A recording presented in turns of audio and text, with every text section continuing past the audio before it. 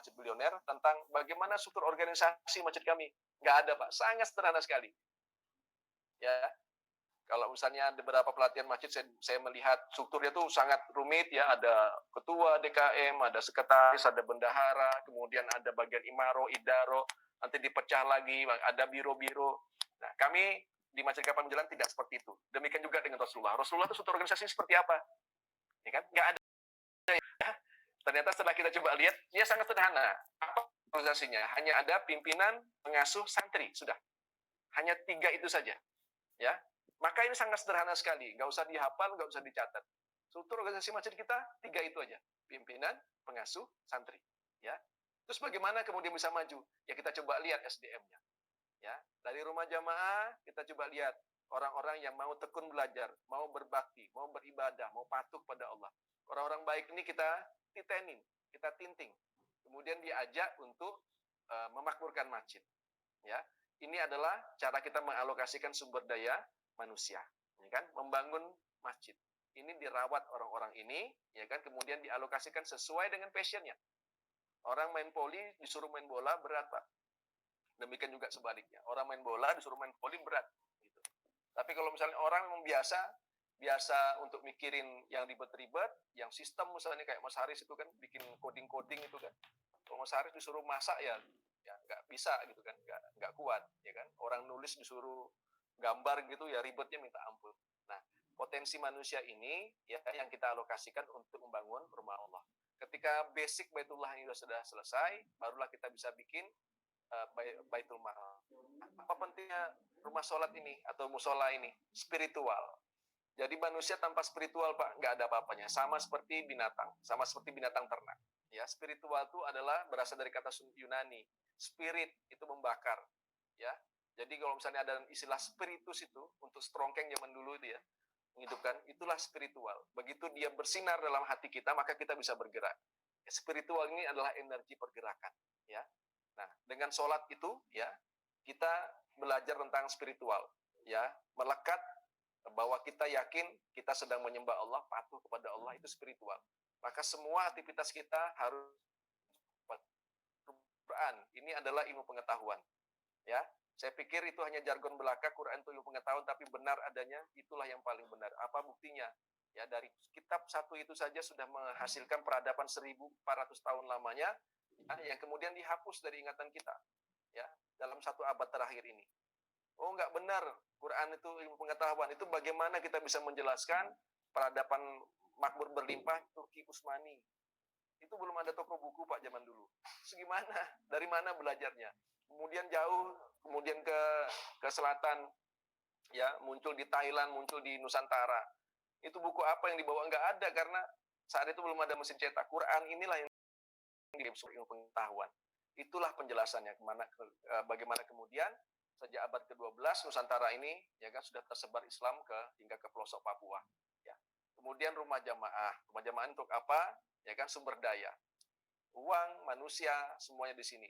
Ya. Nah, bagaimana kemudian nanti kita akan ajarkan bagaimana kemudian masjid itu punya mobil Alphard, ya, punya truk, punya apa, tanpa harus membeli. Ada caranya, Pak. Makanya ikut pelatihan ya. Ya, nanti kita ajarkan. Beberapa kawan kemarin di Banyuasin datang ke Masjid Kapal Munjalan, kita drill 2 hari, pulang dia sudah dapat tanah wakaf 1 hektar, kemudian punya mobil Alphard 2 biji, ya, siap untuk mengantar ulama, ya, kemudian juga tegak masjidnya. Plus, ya, 1 bulannya sudah mencapai membagikan beras 1 ton per bulan. Ya, itu di Banyuasin. Nggak ikut pelatihan, tapi kita drill, karena datang ke Masjid Kapal Munjalan, kita jelaskan secara detail dari pagi sampai malam, ya kan, pulang itu sudah bikin perubahan. Nah, kenapa bisa seperti itu? Karena memang bukan kami yang hebat, karena memang strategi peradaban Nabawi ini sangat simpel, sangat sederhana, ya, tapi tidak banyak orang yang membahasnya, ya. Nah, ini jamaah ini sumber daya, bagaimana kita bisa melihat sumber daya yang dibutuhkan untuk dakwah. Nah, kemudian yang terakhir, rumah siasah, ini adalah manajemen sumber daya, memetakan siapa yang berpotensi, siapa yang pengacau, siapa yang eto-eto, siapa yang serius. Ini teman-teman harus belajar menjadikan masjid sebagai rumah siasah. Filternya, ya. Kalau misalnya kalau kami orang-orang yang paling penting di Masjid Kapal kami itu difilter oleh Ustaz Lukmanul Hakim lewat masjid, subuh dan Quran. Ya, Quran ini subuh dan Quran. Dari subuh tuh kalau misalnya kuat dia datang setiap hari di sholat di masjid, nah itu orang-orang pilihan. Baik teman-teman sekalian, setelah itu baru kita bisa bikin Baitul Mal. Kalau beres Baitullahnya, insya Allah Baitul Malnya akan mengalir. Cepat, ya, cepat. Baru kita ngomong Baitul Muamalah. Nah, sahabat sekalian, ini sedikit lagi. Ini penjelasan yang baru saya bikin terakhir ya, kajian dari Masjid Enterprise. Nah, untuk menjawab bagaimana sih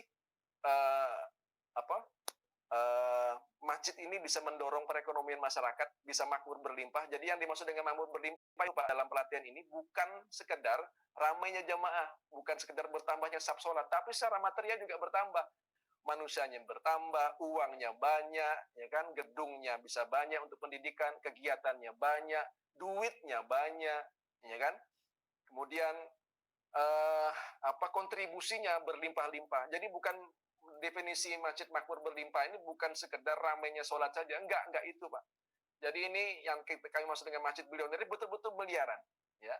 Terus bagaimana kemudian ini bisa terjelaskan? Makanya ini nggak bisa dijelaskan menggunakan teori-teori modern, ya. Ini kita bikin sendiri penjelasannya. Seperti ini kira-kira Pak. Ini ada masjid ya. Masjid ini ya biasanya ada ashabul, ada sahabat awalnya, orang-orang awal. Ada 5 di sini. Nanti kita jelaskan apa 5 ini. Ya. Nah, masjid ini ya, kemudian menarik orang-orang yang berkualitas. Ada banyak people di sini tarik, ya kan? Kemudian ada 5 minimal yang harus ada di sekitar masjid, ya. 1, ya, itu adalah pemimpin yang adil, ya. Pemimpin yang adil. Yang kedua, ulama yang ikhlas, ya. Yang ketiga, saudagar yang dermawan. Yang keempat, itu pemuda yang cinta dengan masjid, ya kan? Yang kelima adalah orang-orang duafa yang ikhlas dalam berdoa, ya. Ini semua harus meningkat di masjid, Pak. Nggak boleh kemudian kita hanya melayani orang kaya saja, tapi ulamanya tidak.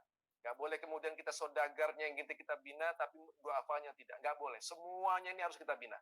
Mereka ini kita ambil dari sekelompok orang. Satu-satu kita kumpulkan. Ketika sudah lengkap, ya, inilah saatnya untuk membuat Baitul Mal, ya. Mereka ini kita ajak, ya, orang-orang ini perintis bikin Baitul Mal. Nanti Baitul Mal itu akan membantu lagi masyarakat yang kurang beruntung, ya. Ada mu'alaf, ya, ada fakir, ada miskin, ada gorimin dan lain sebagainya. Nanti mereka kita bantu ini, mereka ini akan terpaut hatinya kepada masjid. Berkumpullah mereka di masjid. Nanti dari awal itu pemimpin yang adilnya 1 jadi bertambah 2 orang.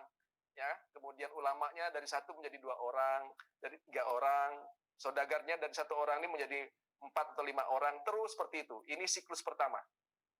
Siklus pertama. Kalau ini saja dimainkan, itu Masya Allah, Tabarakallah, ya, Baitul Mal kita sudah miliaran. Ya, sudah miliaran. Terus saja seperti ini. Nggak usah kemana-mana. Ya, sudah miliaran. Ya. Tapi intens. Jadi rumah masjid kita ini betul-betul sebagai pusat untuk pendidikan. Lalu ada siklus kedua.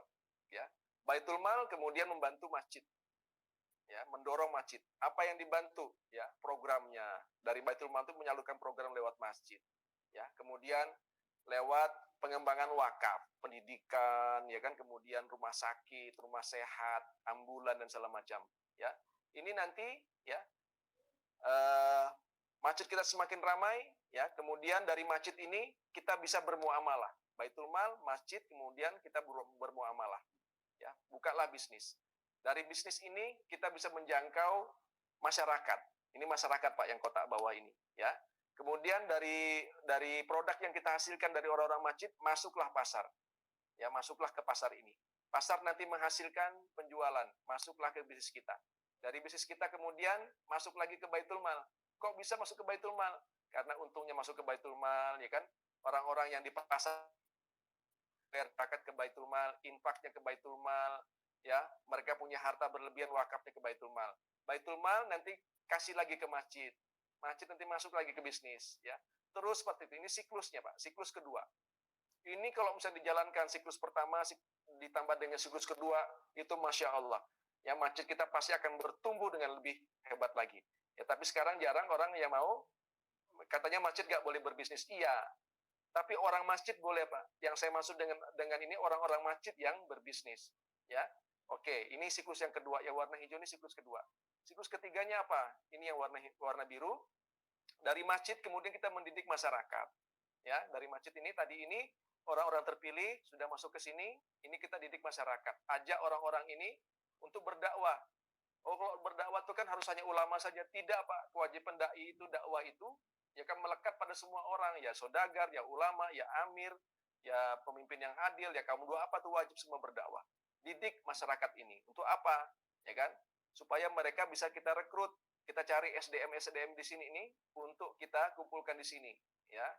Kumpulkan di sini kemudian untuk memakmurkan masjid kembali. Undang lagi ke masjid, ya. Setelah itu apa? Ya. Setelah itu udah masuk ke masjid, ramai lagi, dari masjid ini memunculkan orang lagi, masuk lagi ke masyarakat. Dia menjadi bagian dari masyarakat. Masuk ke pasar, kemana? Ke masyarakat ini. Masyarakatnya menjadi masyarakat terdidik, yang kemudian bisa kita ajak untuk memperkuat perekonomian kaum muslim. Ya, beli produk yang halal, beli produk yang thayyib dan segala macam. Ya, kita beri edukasi, ya, bahwa orang-orang non muslim itu nggak apa-apa kita berumah malah, tapi tahu nggak untungnya? Untungnya itu kalau misalnya mereka orang kaya, larinya ke prostitusi, tempat judi, ya kan, hiburan, ya kan, kemudian narkoba, ya kan. Nggak masalah sih kalau misalnya anak-anak mereka yang makan, tapi kita sudah teliti yang ternyata konsumennya adalah anak-anak kita, orang-orang muslimin. Ya, saya nggak rasialis untuk masalah bisnis, teman-teman saya banyak non muslim, tapi saya melihat, ya, mereka boleh katanya kalau misalnya investasi uang itu kepada tempat-tempat yang diharamkan oleh agama kita. Ya nggak masalah bagi saya, tapi jangan dong anak saya yang beli itu. Nah, mereka tuh provokasi anak kita yang akhirnya beli narkoba, ke diskotik segala macam, kan gawat, Pak. Maka kita penting membentuk sebuah ekosistem di pasar supaya betul-betul kita bikin captive market dengan masyarakat yang terdidik. Setelah itu apa? Dari bisnis ini kembali lagi ke Baitul Mal, ya. Baitul Mal, ya, itu kembali lagi ke Baitul Mal. Kemudian dari masyarakat yang sudah terdidik ini, mereka mau bayar zakat, infak, sedekah, nyumbang lagi ke Baitul Mal. Ya, Baitul Mal nanti terus seperti itu siklusnya. Inilah perputaran ini yang kemudian dari sini Baitul Mal masuk lagi ke masjid. Ya, dari masjid masuk lagi ke pasar. Ya, ini siklus yang ini 1, 2, ya kan, 3, 4. Ya. Nah, siklus ini teman-teman sekalian yang akan kita pelajari, kita praktekkan di pelatihan masjid. Bagaimana ini berlaku? Nampaknya rumit, tapi sederhana saja. Sederhana ya, sederhana aja. Baitullah diselesaikan, Baitul Mal didirikan, ya kan? Kuatkan dulu di situ, baru kita bikin Baitul Muamalah. Baitul Muamalah ini adalah rumah untuk usaha, orang masjid yang berbisnis, ya. Orang masjid yang berbisnis, ya. Baik teman-teman sekalian. Ini siklusnya nanti akan kita pelajari terus. Nah, teman-teman sekalian, terus bagaimana kalau pelatihan ini kan ya, Masjid Billionaire ini, ya, kita kepengennya Baitullah dulu teman-teman pelajari, maksimalkan mempelajari Baitullah, baru kemudian membangun Baitul Mal. Nah, tentang Baitul Mal nih, bagaimana prospeknya? Jadi teman-teman sekalian, saya menyarankan betul, merekomendasikan betul teman-teman ikut pelatihan ini. Nanti akan kita bagi, kawan-kawan boleh ikut personal dengan biaya khusus ya, misalnya saya melihat banyak teman-teman tuh yang menganggap ini per masjid. Sebenarnya itu kebijakan itu kita lakukan untuk mempermudah sebenarnya. Supaya kolektif. Kalau misalnya ada 20 orang yang ikut kan 2.300.000 dibagi 20. Ternyata saya melihat ada juga yang kepengen belajar secara pribadi, tapi terlalu mahal 2,3. Oke, kita split hari ini, ya kan?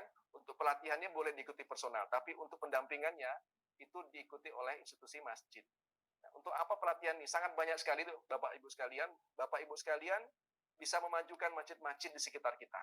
Kalau bukan takmir, ya kan nggak ada masalah, cari masjid yang bisa dimakmurkan. Ya, di situ kita bisa memakmurkan masjid dengan pengetahuan kita miliki. Bisa jadi konsultan Baitul Mal.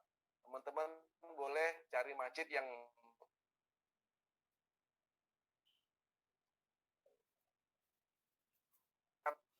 ya, bagi teman-teman yang sekarang ini sedang di masa pensiun, ya, ini Masya Allah, kita bikin aktivitas di masjid, ya, masjid kita makmur berlimpah, ini akan menjadi amal jariah, bisa menarik teman-teman kita yang lama, ya, yang hari ini mungkin ada yang post power syndrome, habis pensiun bisa diajak terlibat. Bagi pelajar mahasiswa, ini Masya Allah, ini adalah ilmu baru, ya kan? Kemarin saya selalu mengatakan, silakan klik di Google, ya, browsing, pasti nggak ada ketemu istilah-istilah ini. Ini semua adalah ilmu baru yang kita adalah hasil eksperimentasi di tempat kami di Masjid Kapal Munjalan dan masjid-masjid teman-teman. Ada di Baru, ada di Berkahbok di Balikpapan, ada di beberapa tempat di Jogja dan di Bandung. Nah, teman-teman sekalian, jadi ini bukan sekedar untuk pengurus masjid saja, tapi bisa untuk semuanya. Ya, sayang ilmu ini yang terangkum ini kalau tidak kita pelajari. Silakan diikutin ya. Nah, teman-teman pun nanti kalau misalnya memang tidak punya kemampuan, kami juga akan memperbolehkan misalnya untuk personal ngajak 10 orang misalnya. Bisa di masjid, bisa di ruangan, tapi tetap satu akun. Misalnya biayanya nanti kita dengarkan Bang Gun nanti yang akan menjelaskan Rp600.000 ya. Ajak 10 orang, berarti satu orangnya hanya dibebankan Rp60.000. Rp60.000 itu ya satu kali makan, Pak. Jadi jangan berpikir ini tentang biayanya. Kita sudah bolehkan, silahkan kolektif ya. Ikutin secara kolektif ya, tapi satu akun. Nontonnya bareng-bareng. Kenapa harus satu akun? Supaya kita bisa kontrol. Teman kita ini siapa sih? Kita bisa lihat daya serapnya, kita bisa lihat. Ini nanti akan diatur di kemudian hari. Jadi ini merupakan berita bahagia. Jadi teman-teman boleh ikut secara personal ya. Yang personal ini pun boleh kolektif. Silahkan diajak teman-temannya biar nanti biayanya lebih ringan. Nggak apa-apa. Ini jadi kami harus menjaga kemandirian kita untuk menyelenggarakan kegiatan ini, ya. Tapi juga bermaksud untuk menyulitkan teman-teman. Mungkin ada teman-teman yang mengatakan kok dakwah itu jadi komersial. Enggak, Pak, gitu. Kita kepengen mandiri, kita nggak mau mengharapkan APBD, APBN. Orang-orang yang memberikan itu biasanya ya napasnya pendeknya banyak gitu. Banyak. Ya loba batu Agustus ya, yang pakai proposal itu nggak ada follow up-nya gitu. Tapi ini pelatihan yang kita kerjakan sendiri, Masya Allah banyak sekali Baitul Mal sudah berdiri dan sampai sekarang kita bersaudara, sampai berteman ya, saling telepon-teleponan, saling kangen-kangenan ya, saling backup juga untuk dakwah kemacetan ya. Jadi itu teman-teman sekalian kenapa kita mematok biaya ini. Sebenarnya ini adalah iuran. Jadi kita mengajak teman-teman bersama-sama mendakwahkan dakwah kemacetan yang sudah hilang literasinya dari bumi Nusantara ini. Baik teman-teman sekalian, nah ini prospeknya. Kalau teman-teman ikut pelatihan tentang Baitul Mal, ini prospek Baitul Mal. Kalau teman-teman secara personal menjadi konsultan Baitul Mal atau membuat Baitul Mal di masjid tetangga atau masjid di desa kita, ini prospeknya. Ini saya ambil datanya baru-baru ini ya. Ini prospek BMI. Coba lihat. Tahun 2017 omsetnya per tahun itu, Pak, ini per tahun ya, itu 2 miliar. 2018 itu 6 miliar. Ya, naik 3 kali lipat ya. 17 ke 18 3 kali lipat. Ini per tahun bukan per bulan ya, Pak. 2018 ke 2019 28 miliar. Kenaikannya berarti berapa kali lipat ini? Sekitar 4 kali lipat lebih. Ya. Sini 3 kali lipat, 4 kali lipat, ya. 2019 ke 2020, ya, itu naiknya sekitar 3 kali lipat. 3 kali lipat kurang, ya. Nah, kalau kita coba bikin trennya, ya, seperti ini nih, Pak, kenaikannya, Pak. Ini 2012, kemudian ini 2020. Coba lihat grafiknya nih. Dan ini Bapak Ibu sekalian, ini bukan bisnis, ya. Ini bisnis kepada Allah dengan Allah. Terus kita nggak dapat apa-apa gitu pengurusnya. Allah telah membenarkan ya kita sebagai pengelola sebagai amil. Amil itu siapa? Amil ini yang mengelola harta umat. Di zakat ya teman-teman mendapatkan hak 12,5%. Ya, di infak ya kan antara 0 sampai 20%. Nah, sekarang kita ngomong zakat saja. Kalau misalnya 72 miliar nih hak amil adalah 12,5%-nya. 10% sajalah. Ya, itu sudah 7,2 miliar. Ya, untuk apa 7,2 miliar nih? Masya Allah, Pak. Ya kan, ini bisa kita investasikan untuk bisnis masjid, bisa kita investasikan untuk meningkatkan kesejahteraan para santri pengelola pengurus masjid, ya. Kita investasikan untuk infrastruktur, boleh Pak, nggak ada masalah karena itu hak amil, ya kan? Nah, kalau kami mengalokasikan dana ini, ya kan, untuk masjid. Jadi akhirnya kita tumpuk hak amil itu, kita distribusikan rata untuk kesejahteraan teman-teman, kemudian sisanya kita berikan jadi infrastruktur, infrastrukturnya untuk infrastruktur masjid. Maka masjid dibiayai oleh amil, biaya amil dan wakaf. Jadi masjid kita pasti akan makmur berlimpah. Ya. Nah, kalau misalnya 72 miliar ini adalah sebuah infak, maka kita bisa diberikan hak sesuai dengan syariah 0 sampai 20%. Kalau kita ambil 10%-nya saja sudah 7,2 miliar. Nah, ini Pak, ya, tidak perlu menggunakan cara berpikir orang barat. Kalau misalnya kita kepengen mendapatkan 72 miliar, berapa modal yang kita miliki? Kan gitu Pak. Ini modal kita hanya masjid. Jadi, Masya Allah, saya sangat sayang sekali kalau misalnya ilmu ini hanya kami saja yang menerapkan. Ini kalau misalnya umat Islam di seluruh Indonesia paham dengan teknologi strategi peradaban Nabawi ini, itu Masya Allah, Nusantara akan selesai Pak. Nusantara akan selesai. Anda bisa bayangkan, dari Masjid Kapal Munjalan ini bisa selesai 360.000 orang. Ya, kalau misalnya ada 10 yang seperti ini, berarti sudah akan menyelesaikan sekitar 3.600.000 orang. Kalau ada 100, berarti 36 juta. Kalau ada 1.000 saja, ya, itu 360 juta, Pak. Selesai dah orang-orang Indonesia. Makmur berlimpah. Kita butuh 100 saja, Pak. 100 masjid yang betul-betul powerful. Maka akan selesai, ya, sekitar 36 juta rakyat Indonesia.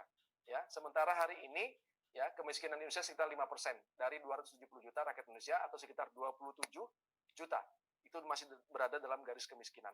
Lewat masjid ini kita akan selesaikan. Nggak usah lagi berharap lewat partai politik, lewat apa ya, segala macam lah. Supaya kita tidak keliru merindu. Supaya kita punya waktu untuk beramal jariah.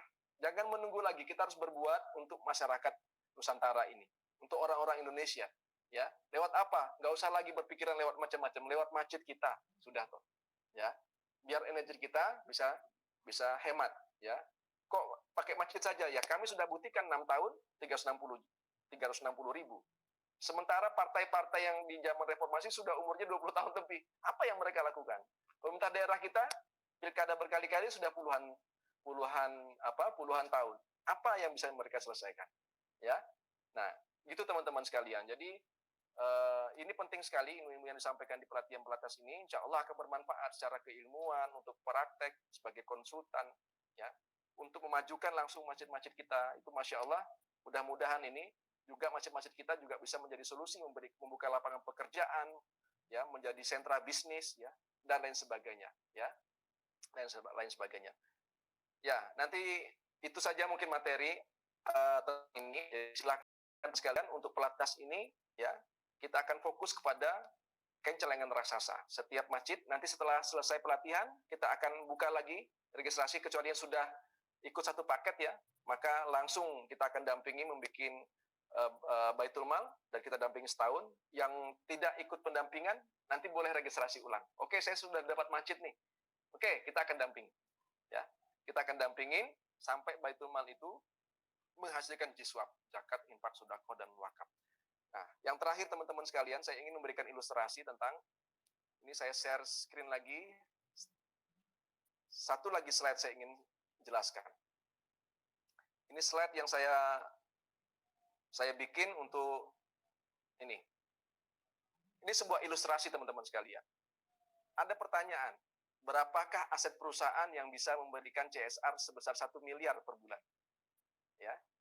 Oke, ini pertanyaan yang harus kita jawab.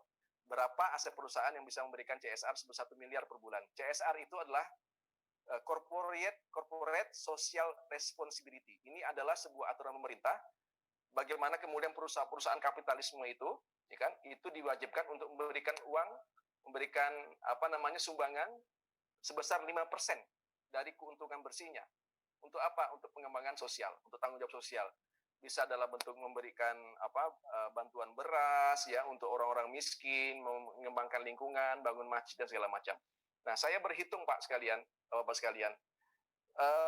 Kalau satu bulan itu, ini saya nampak ya, kita klik ini 1 miliar, sebuah perusahaan yang bisa mengalokasikan CSR 1 miliar per bulan atau 12 miliar per tahun, ya. Ini dan 12 miliar ini ya setara dengan 5%, ya, setara dengan 5%, maka keuntungan bersih yang harus dibukukan oleh perusahaan itu sekitar 240 miliar. Ya. Pertanyaannya, 240 miliar ini berapakah omset yang harus dibukukan oleh perusahaan itu supaya, ya, dapat membukukan keuntungan sebesar 240 miliar ini. Omsetnya Bapak Ibu sekalian itu minimal 2,4 triliun. Ya. Dari mana ngitungnya? Sekitar 10 kali dari keuntungan. Keuntungannya 240, kita kalikan 10, 2,4 T itu omsetnya. Ya. Terus berapakah aset yang harus dimiliki oleh perusahaan, harta dari perusahaan, sehingga bisa menghasilkan omset 2,4 T 1 tahun. Ya, cara menghitungnya sederhana sekali. Ini perkiraan di sebuah perusahaan, setiap perusahaan beda-beda. Kira-kira itu untuk aktiva lancarnya uang, barang, piutang, ya, itu 1 kali omset, 1 kali omset ini, ya, yang tertunda, ya, 2 juta, 2,4 T. Asetnya berupa gedung, mobil, ya, kemudian brand, ya, fasilitas kantor dan segala macam, itu 1 kali aktiva lancar, ya. Maka kekayaan totalnya untuk bisa memberikan 12 miliar per tahun, sebuah perusahaan harus punya kekayaan 4,8 T. Ya, 4,8 T, ya. Nah, sekarang kita coba lihat berapakah aset, ya. Kalau ini pakai menggunakan cara berpikir barat, ya. Pakai cara berpikir ribawi, ya. Berapakah Munjalan itu jadi berapa nilainya? Nilai asetnya. Ini tinggal kita rubah saja. Ini 9 miliar, Pak. 1 bulan kan 9 miliar kita. 1 bulannya 9 miliar, berarti 1 tahunnya 108 miliar per tahun, ya. Ini prediksi bulan Februari kemarin kita 29 miliar, ya. Maka masjid kami itu setara, tapi tidak sama ya Pak ya, setara kekayaannya dengan sebuah perusahaan yang punya aset 43 T. 43 triliun. Ya. Ya. Orang-orang peradaban ribawi itu harus punya kekayaan sebesar 43 T agar bisa memberikan CSR sebesar 108 miliar per tahun. Itu kira-kira logikanya. 43 T triliun supaya bisa memberikan alokasi 108 miliar.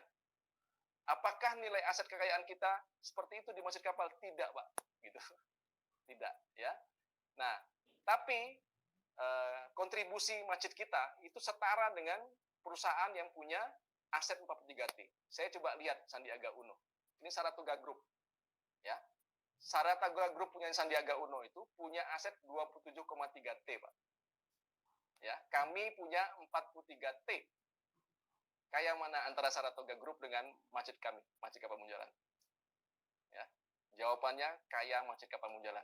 Tapi ya kekayaan itu adalah kekayaan masajidallah. Karena masjid adalah miliknya Allah, bukan kekayaan untuk pribadi. Ya. Baik, situ dulu pengantar dari saya, ya, nanti kita akan diskusi bersama. Makasih, billahi taufiq wal hidayah. Assalamualaikum warahmatullahi wabarakatuh. Waalaikumsalam warahmatullahi wabarakatuh. Alhamdulillah, makasih banyak Bung Ben. Ini saya tadi kayak dapat kuliah, Masya Allah. Ini udah setara ini Bung Ben, kalau misalnya ilmu ini bisa diterapkan, bisa jadi penemuan teori baru Bung Ben. Masya Allah, inilah teori peradaban Islam ya, kemasjidan yang bisa kemudian bermanfaat untuk umat, tidak hanya sekedar apa ya, biasanya kalau dalam kajian-kajian itu hanya teori-teori tapi memang belum ada buktinya Bung Ben. Kalau ini insya Allah memang bisa diterapkan ya, dan sudah terbukti. Baik Bapak Ibu, Gun, ini mungkin kita nggak usah dialog karena ini materi pelatihan sebenarnya. Ya mungkin langsung aja mungkin ya, nanti apa namanya, kita fokus kepada respon kawan-kawan. Mungkin ada yang, Pak, saya nggak punya uang, Pak, gimana kalau nanti nyicil, kayak gitu-gitu ya. Karena kita harus memberikan kesempatan kepada semua teman-teman ya untuk ikut pelatihan. Apapun masalahnya kita pecahkan deh sama-sama, kita musyawarahkan. Biar nanti aktivitas ini ya jadi titik awal untuk kebangkitan kebangkitan peradaban Islam di lokasi masing-masing. Ya, di lokasi masing-masing. Ini jangan sampai kita lepaskan peluang ini. Ya, insya Allah sudah ada yang bertumbuhan masjid-masjid yang lain. Nah, kita berharap teman-teman bisa ikut serta. Kita coba diskusikan sama-sama. Gitu aja Bang Gun. Makasih. Baik. Saya ikut terus. Saya tampilkan dulu untuk penjelasan pembiayaannya Bung Ben ya. Ya, boleh. Baik Bapak Ibu, tadi sudah sempat disampaikan oleh Bung Ben, ada 2 paket ya, 2 paket pembiayaan, mana tadi sebenarnya bukan untuk mempersulit, ini kita coba untuk memudahkan dan meringankan Bapak Ibu. Jadi paket yang pertama itu adalah paket pelatihan, pelatnas ya, plus pendampingan selama 1 tahun. Kemudian paket yang kedua adalah khusus pelatnas. Jadi Bapak Ibu, bagi yang mungkin ya, ini bisa untuk semuanya ya, baik individu ataupun juga yang beraktivitas sebagai mahasiswa atau juga pekerja atau akademisi, guru dan sebagainya, ini juga bisa mengikuti pelatnas Masjid Billionaire. Mungkin saya search saja dulu di sini, ada penjelasannya di ini ya, di form pendaftaran Bapak Ibu. Nah, di mana untuk biaya pelatihan Masjid Billionaire angkatan ketiga ini, untuk paket yang pertama itu ada pelatnas, pelatihan nasional, plus pendampingan pendirian dan pengelolaan Baitul Masjid. Ya. Kemudian biaya pelatihan 1, pelatnas dan pendampingan pendirian itu sebesar 2.300.000. Kemudian biaya paket 2 khusus untuk pelatnas tanpa pendampingan itu 600.000. Dan di sini Bapak Ibu kebijakan pembayarannya juga bisa melakukan 2 kali pembayaran. Nah, 2 kali pembayaran ini Bapak Ibu untuk paket yang pertama itu bisa dilakukan dengan pembayaran 2 kali, kemudian paket kedua juga bisa melakukan pembayaran 2 kali. Nah, insya Allah nanti untuk yang setelah paket kedua nanti Bapak Ibu juga bisa mengikuti pendampingan. Kalau misalnya nanti ketika sudah mengikuti pelatnas nanti Bapak Ibu tadi disampaikan Bung Ben tertarik untuk mendirikan Baitul Mal di masjid sendiri atau juga di masjid yang kemudian Bapak Ibu bisa berkhidmat atau berkontribusi ya untuk mendirikan Baitul Mal masjid. Nah, jadi ini Bapak Ibu untuk pembayaran dan pembiayaan ini insya Allah kita berikan kemudahan untuk Bapak Ibu Ormas yang ingin mengikuti pelatihan, karena kita akan ada 23 pertemuan insya Allah. Mudah-mudahan juga ini menjadi spirit kita ya, memasuki bulan Ramadan ini. Insya Allah kelasnya kita akan mulai setiap Senin, Rabu, dan Jumat. Itu adalah jadwal rutinnya dari angkatan pertama sampai angkatan kedua. Itu memang jadwal rutin pelatihan Masjid Billionaire adalah di hari Senin malam, Rabu malam, dan Jumat malam. Jadi insya Allah seminggu itu 3 kali pertemuan kita. Nah, khususnya untuk di bulan Ramadan karena waktunya habis Isya, maka di bulan Ramadan nanti kita akan maksimalkan waktunya di habis sholat tarawih insya Allah, dan waktunya mengikuti waktu Indonesia Barat. Jadi ini pelatihan pelatnas ini ya. Jadi Bapak Ibu yang sudah mendaftar full ya itu juga akan otomatis ya akan mendapatkan pendampingan selama 1 tahun, karena biaya ini khususnya kita akan fokus pada pendirian Baitul Mal Masjid, karena tadi sudah dijelaskan secara ini ya, secara lengkap ya bagaimana Baitul Mal ya bisa salah satu transformasi masjid untuk menjadi memakmurkan masjid, kemudian memakmurkan masyarakat, dan juga bisa memakmurkan umat insya Allah. Jadi mengapa kita kemudian masjid harus bertransformasi dan harus memiliki Baitul Mal. Nah, itu Bapak Ibu untuk paket pembayarannya, dan ini bisa nanti langsung menghubungi admin. Dan khusus malam ini Bapak Ibu, kami tunggu Bapak Ibu yang ingin ikut pelatihan Masjid Billionaire, karena pendaftarannya sisa waktunya akan kami tutup tanggal 30. Jadi kalau mau malam ini bisa ya, kemudian 2 hari kemudian itu kita akan tutup pendaftarannya. Silakan juga tidak hanya sendiri ya. Jadi tadi sudah disampaikan oleh Bung Ben bahwa ini kolektif. Jadi misalnya Bapak Ibu ingin mengajak teman-teman yang lain untuk mendaftar. Jadi untuk biaya paket kedua misalnya, saya ingin mengikuti paket kedua 600.000, Bapak Ibu bisa mengajak pengurus masjid yang lain atau mengajak komunitas yang lain atau sesama rekan-rekan yang ingin memakmurkan masjid, buat tim ya. Karena kita bekerja berjamaah. Jadi kalau misalnya kita punya tim yang solid ya, 5 orang, yuk kita pengen memakmurkan masjid, kita pengen belajar ilmu kemasjidan, silakan. Nanti kita akan berikan satu akun untuk mengikuti Zoom dan ini bisa ditonton bersama-sama. Itu penjelasan terkait dengan pertanyaan biaya pelatihan Masjid Billionaire, dan alhamdulillah hari ini kita sudah sampaikan. Semoga Bapak Ibu semuanya, para ormas senantiasa diberikan kemudahan oleh Allah untuk kita sama-sama membangun sebuah peradaban baru ya, membangun sebuah peradaban di masjid, melanjutkan perjuangan baginda Rasulullah SAW yang telah memulai dari Masjid Nabawi kemudian bisa berkembang di seluruh dunia. Mudah-mudahan ini menjadi sebuah pergerakan baru kita untuk membangkitkan Islam ya, membangkitkan izah Islam agar kemudian bisa menjadikan Islam semakin makmur, berkah, sejahtera, dan demi kebaikan umat bersama insya Allah. Baik, itu saja dari saya. Insya Allah nanti akan kita dengarkan beberapa nih ya, sharing session atau juga mungkin ada tambahan dari rekan-rekan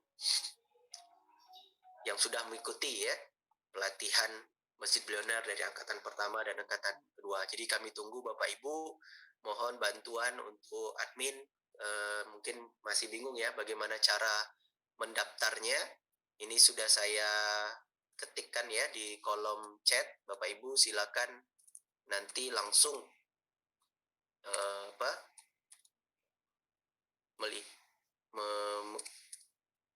mengisi ya, mengisi Google Form.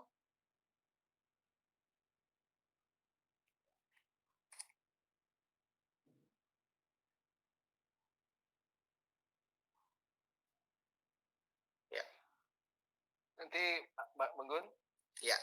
sebelum Bang Gun mengakhiri, mungkin nanti boleh dibuka sesi tanya jawab dulu untuk masalah pendaftaran. Setelah itu kita minta teman-teman testimoni itu apa hasil dari pelatihan tuh. Kayaknya teman-teman banyak yang hadir tuh, Pak Eko segala macam, biar dengerin, biar bisa cerita.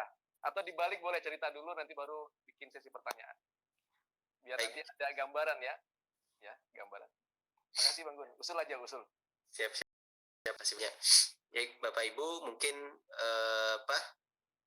kita dengarkan dulu sajalah.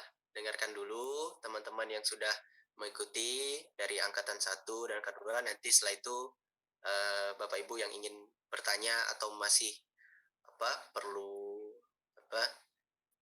penjelasan ya berkaitan dengan pendaftarannya, nanti insya Allah kita akan jelaskan. Ini sebenarnya ada Pak Imam Mustajab ya yang dari Papua, namun mohon maaf jaringan internet belum bagus. Baik, kita kasih kesempatan yang lain.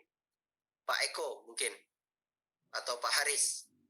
Ini salah satu peserta yang paling aktif dari angkatan 1 Pak Haris, kalau angkatan kedua Pak Eko. Saya Pak Haris dulu yang senior. Oh, yang senior dulu kan. Pak Eko dulu aja. Oh. Satu Pak Haris yang sekarang sudah punya Baitul Mal, punya masjid dulu. Wah, luar biasa. Hanya ini apa istilah Bung Ben Pak Haris? Pakir masjid. Santri berkebutuhan khusus. Nah, santri berkebutuhan khusus.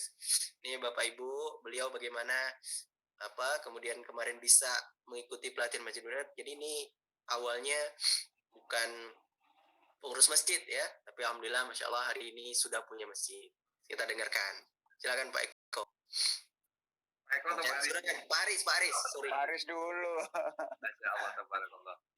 Terima kasih Bang Gun diberi kesempatan untuk menyampaikan testimoni. Assalamualaikum warahmatullahi wabarakatuh. Waalaikumsalam. Waalaikumsalam warahmatullahi wabarakatuh. Alhamdulillahirabbil alamin. Hadana wa ma kunna linahtadiya laula hadana Allah. Asyhadu an la ilaha illallah wa asyhadu anna Muhammadar Rasulullah. Allahumma shalli ala sayyidina Muhammad wa ala ali sayyidina Muhammad. Rabbi shrah li sadri wa yassir li amri wahlul 'uqdatam min lisani yafqahu qawli. Rabbi anzilni munzalan mubarakan wa anta khairul munzilin. Alhamdulillah. Terima kasih. Pada malam ini berkah sekali yang saya rasakan bisa bertemu dengan orang-orang baik di seluruh Indonesia. ya. Nah, sementara ini masih di Indonesia, semoga nanti ke depan ada yang gabung dari Qatar ya. Jepang. Iya. Jepang. Oh iya. Nah, Jepang juga ada. Jepang ada ya. Baik, Pak, ya. Iya. Sedikit, mohon maaf Bang Gun, ini waktunya berapa lama? Karena kalau saya nggak dibatasi bisa lama. Harus 5 menit padat. Ya, Bang Gun. Singkat cerita, saya adalah seorang karyawan di sebuah perusahaan telekomunikasi nasional, dan aktivitas saya tiap hari ya ke masjid ya kan, sebagai jamaah lah ya. Kalau azan ya berangkat ke masjid, nanti balik lagi, dan seterusnya seperti itu aktivitasnya. Ya kemudian kalau memang sedekah ya kita sedekah dan seterusnya. Tiba-tiba ada link yang menawarkan tentang pelatihan. Waktu itu saya dapatnya dari grup kuliah saya. Kemudian saya coba untuk ikut. Ini grup apa sih, gitu kan? Ini pelatihan apa, gitu kan? Karena selama ini pelatihan tentang keislaman itu banyak yang saya ikutin, gitu kan. Akhirnya saya join di situ. Masya Allah, tabarakallah. Ternyata memang pelatihan ini memang beda ya, beda dari pelatihan-pelatihan yang pernah saya ikuti. Benar-benar pelatihan yang empirik ya, tidak terbantahkan gitu. Jadi kalau misalnya saya bilang kalau kita berdebat tentang ilmu fikih ya kan, mungkin semua punya dalil gitu kan. Kalau ini benar-benar empirik, sudah ada buktinya. Maka semakin tertariklah saya di sela-sela waktu kerja saya coba untuk mengikuti ya, Senin, Rabu, Jumat, dan karena saya orangnya memang kritis ya dalam tanda petik, saya peserta yang paling banyak nanya gitu kan, sampai saya dijuluki sama Bung Ben waktu itu, sama Kiai Bung Ben, santri berkebutuhan khusus katanya begitu. Ya, tapi akhirnya pada saat dulu itu pelatihan dibagi dua, jadi ada basic, ada advance. Basic selesai ya kan, dan lanjut ke advance. Nah, dari pelatihan-pelatihan yang saya ikuti itu saya tetap kritis ya, tetap paling banyak bertanya. Ketika dikasih kesempatan saya selalu bertanya di tiap session. Sampai akhirnya saya sungkan sendiri ya, kalau bahasa Jawanya itu mau nanya sungkan, ya udahlah saya yang terakhir aja Bung Ben gitu, yang lain aja dulu gitu kan. Jadi kalau sudah yang lain nggak nanya baru saya nanya.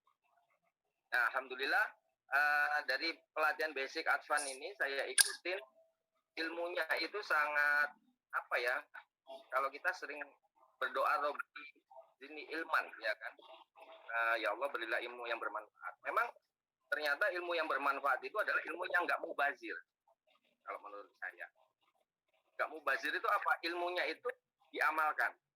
Nah, yang saya ingat dari Bung Ben adalah jangan sampai kita ngaji ya kan, kita ngaji di sana sini tapi sekedar aktivisme. Ya misalnya kajian A kita ikut, Ustadz B kita ikut, ya udah hanya sebatas knowledge ya kan, sebatas knowledge, kemudian berhenti sampai di situ, besok ganti Ustadz lagi dan seterusnya, sampai saya merenungi gitu kan, wal asri innal insana itu, demi masa manusia itu merugi ya kalau dia tidak beramal soleh dan mengajak ya yang lain untuk beramal soleh. Ternyata mengajak itu luar biasa tantangannya gitu ya. Saya nggak bisa bayangkan Rasulullah SAW itu mengajak orang yang kafir gitu ya untuk diajak masuk ke Islam. Kita ini mengajak orang yang dalam tanda petik Muslim itu juga nggak gampang gitu kan, nggak gampang. Nah ini perlu ilmu dari pelatihan ini yang kita dapat knowledge-nya, kita bisa praktekkan. Nah waktu awal-awal pelatihan angkatan 1, Bung Ben cuma bilang bagaimana caranya yang nggak punya baitul mal harus ada baitul mal, yang nggak punya masjid cari masjid gitu kan. Jadi saya waktu ngeblank aja, ada masjid di dekat di perumahan saya deketin ya kan, saya sampaikan ilmu yang saya dapat dari pelatihan. Saya ingin beramal jariah, ingin beramal soleh, ingin terapkan apa itu baitul mal yang dulu pernah Rasulullah ajarkan 1400 tahun yang lalu. Akhirnya ya sudah di sela-sela kesibukan kerja saya, ya kan, saya cari Baitul Mal. Saya cari masjid ya di sekitar rumah saya. Ada sekitar 3 masjid. Alhamdulillah, Mas Allah, tabarakallah, ada satu masjid yang tiba-tiba respon, ya kan, dan saya malah diberi waktu, ya kan, untuk sebagai pembicara. Apa itu Baitul Mal? Ya udah, saya sampaikan dengan bahasa saya, dengan apa yang saya ketahui Baitul Mal. Dan alhamdulillah saya secara otomatis saya dianggap ustaz, padahal saya karyawan gitu kan, waktu itu saya dianggap ustaz oleh masjid tersebut. Dan sampai sekarang kita masih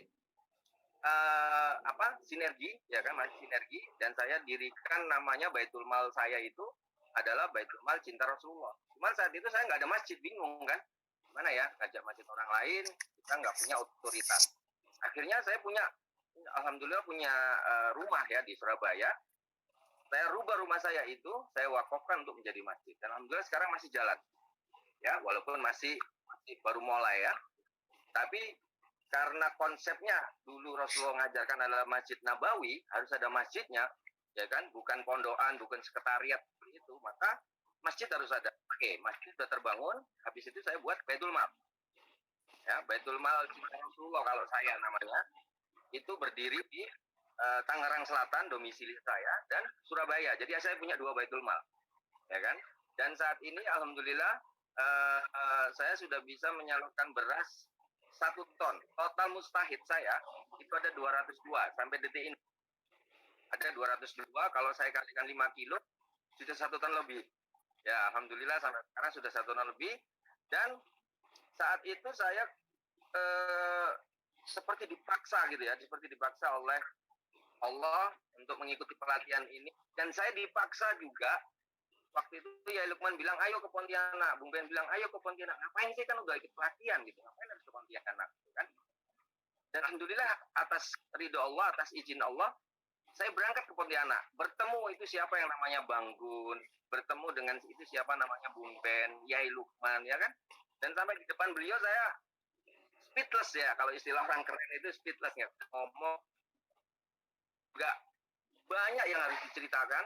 Karena memang harus hadir di sana, bersentuhan dengan fakir miskin, bersentuhan dengan yatim, bersentuhan dengan ahli tukang gali kubur, ya kan, ngangkat beras juga, ya kan, praktek langsung ngaji, ya kan, dengan santri-santri munjalan, masya Allah, tabarakallah. Mereka itu seperti anggap kita itu kayak bukan orang asing gitu ya, benar-benar saudara gitu, karena Muslim itu adalah bersaudara. Nah, disitulah saya merasa pelatihan ini itu tidak sekedar ilmu aja, knowledge aja, tapi ilmu yang bukan mubazir. Kalau bukan mubazir berarti bermanfaat. Jadi selama ini saya baru menyadari ilmu bermanfaat adalah ilmu yang bisa diterapkan, ilmu yang bisa kita pakai untuk praktek beramal soleh. Nah, di di wal asri innal insana itu terjawab akhirnya. Oh, begini ya beramal soleh itu. Gak cukup aktivis sholat, ya kan, tapi harus waktu zakat. Nah, gimana waktu zakat? Ada Baitul Mal. Seperti itu. Dan alhamdulillah sekarang jalan, dan insyaallah tabarakallah Bung Ben juga mengamanai saya untuk bagaimana mengembangkan tentang Baitul Mal Masjid. Nah, ini sekarang lagi kita perbaiki, ya kan, improve terus untuk membantu teman-teman semuanya membangun Baitul Mal Masjid.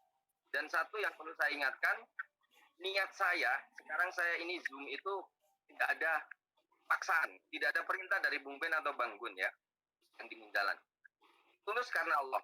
Tulus karena Allah, niatnya karena Allah, saya buat masjid juga karena Allah, saya buat Baitul Mal juga karena Allah, bukan karena Yai Lukman, bukan karena Bung Ben, bukan karena Bang Gun. Ya, lurus. Karena Yai Lukman pernah berpesan, jangan sampai salah niat. Kalau sudah salah niat, nanti mubazir. Nggak dapat amal soleh, nggak diterima amal solehnya, ya kan. Malah nanti jadi beda ya, jadi beda hasilnya. Karena ada juga zaman Rasulullah dulu diceritakan, kalau orang itu ingin beramal soleh, niatnya karena supaya dianggap dermawan, sudah hilang pahalanya. Ada juga orang yang berilmu, niatnya karena supaya dianggap orang yang alim, hilang juga kalau bukan karena Allah. Ada juga yang berperang di jalan Allah, perang lawan orang kafir waktu itu, karena dianggap supaya jadi pemberani, hilang juga pahalanya. Makanya saya tetap luruskan niat, ya Allah, luruskan niat supaya Baitul Mal saya ini, ya kan, bermanfaat untuk umat dan jadi jariah. Nah, Karena saya merasa nggak cukup amal saya sekarang, kayaknya saya masuk neraka deh. Makanya saya perlu amal jariah. Nah ini saya tadi lihat YouTube-nya Bung Ben ya, Masya Allah, tabarakallah. Apalagi tadi ada YouTube juga, masjid bukan milik pengurus. Waduh, luar biasa malah. Ya kira-kira begitu, Bang Gun. Ya, Testimoni. Terima kasih banyak Pak Haris. Ya, Masya Allah. Ini Bapak Ibu, alhamdulillah Pak Haris ini yang peserta paling aktif ya, paling heboh di angkatan 1. Udah nggak cukup hanya ikut angkatan 1, basic, ikut juga yang advance ya Pak Haris ya. Ya. Habis advance nggak cukup lagi, datang Ya. ke Pontianak. Waktu itu malah gini Bang Gun, ada yang cerita itu waktu ke Advan 2 itu saya, waduh dananya gimana ya gitu. Akhirnya kita alhamdulillah masih ada solusi gitu kan waktu itu. Ada niat, ada jalan ya Pak Haris ya. Ada jalan, ada niat ya. Ya ada niat, ada jalan. Bila tidak ada niat, banyak alasan. Nah, itu tadi. Makasih banyak Pak Haris. Siap. Assalamualaikum warahmatullahi wabarakatuh. Waalaikumsalam warahmatullahi wabarakatuh. Baik Bapak Ibu, langsung saja kita dengarkan ini yang untuk angkatan kedua ya, Pak Eko. Singkat saja Pak Eko, kesannya selama mengikuti pelatihan Masjid Billionaire angkatan kedua. Ya. Terima kasih Bang Gun. Assalamualaikum warahmatullahi wabarakatuh. Waalaikumsalam warahmatullahi wabarakatuh. Apa kabar Bapak-bapak semuanya? Semoga kita senantiasa diberikan kesehatan dan senantiasa sukses menjalankan aktivitas keseharian. Bismillahirrahmanirrahim. Innal hamdalillahi nahmaduhu wa nasta'inuhu wa nastaghfiruh wa na'udzu billahi min syururi anfusina wa min sayyiati a'malina. May yahdihillahu wa may yudlil fala hadiyalah. Wa qala rabbi shrah li sadri wa yassir li amri wahlul 'uqdatam min lisani yafqahu qawli. Wa qala rabbi ajilni munzal mubaraka ta khairul munsilin. Shallallahul azim. Segala kebesaran hanyalah milik Allah, segala kemuliaan dan keagungan hanyalah untuknya. Dialah Allah yang dengan izinnya mata kita masih bisa melihat sampai dengan malam hari ini. Telinga kita masih bisa mendengar, lisan kita masih bisa berucap, dan semua anggota tubuh kita masih bisa kita pergunakan dengan baik. Sungguh, bapak-bapak, pertemuan kita ini bukanlah kebetulan, karena tidak ada daun yang jatuh tanpa izin Allah, dan juga tidak ada debu yang berterbangan tanpa izin darinya. Saya teringat ketika awal sekali mengikuti pelatihan ini adalah sebagaimana yang disampaikan Pak Haris, seperti tiba-tiba di Facebook saya ada informasi ini. Tapi saya merasa ini bukan kebetulan. Karena itu Bapak Ibu, apabila kita sudah mendapatkan informasi ini, segera ambil keputusannya.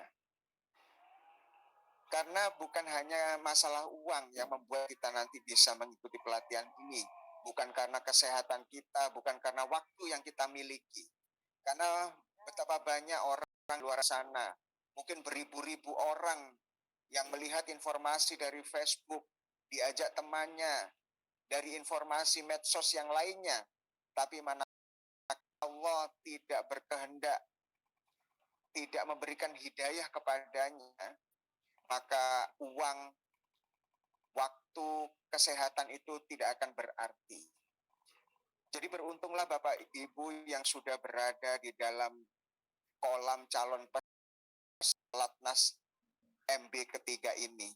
Karena itu setelah nanti ambil keputusan, karena sungguhnya saya meyakini bahwa bapak-bapak yang di grup calon peserta ini adalah hamba-hamba pilihan dari Allah Subhanahu wa Ta'ala yang sudah mengeliminasi dari sekian ribu, sekian juta mata-mata yang telah melihat informasi itu, tapi mereka belum mengambil keputusan. Bapak-bapak, saudara-saudaraku yang dimuliakan oleh Allah, andaikan peradaban, kebangkitan umat Islam ini adalah akibat, maka sesungguhnya menurut saya pelatihan manajemen masjid ini adalah wasilah atau asbab-asbab yang akan melahirkan akibat itu. Saya, bapak-bapak, saudara-saudara sekalian, termasuk pegiat pelatihan-pelatihan. Banyak sekali seminar pelatihan yang sudah saya ikuti, tapi saya merasa saya hanya menumpuk ilmu, tapi kurang amal soleh. Saya merasa ilmu-ilmu yang saya pelajari itu hanya ilmu-ilmu parsial. Tetapi setelah saya mengikuti pelatihan manajemen masjid ini, sungguh ini bukan hanya sekedar ilmu biasa, tapi ini adalah merupakan ilmu peradaban. Bapak Ibu sekalian, para aktivis masjid. Ilmu yang sedang kita pelajarin adalah ilmu peradaban yang akan membawa kepada kegemilangan Islam ke depannya.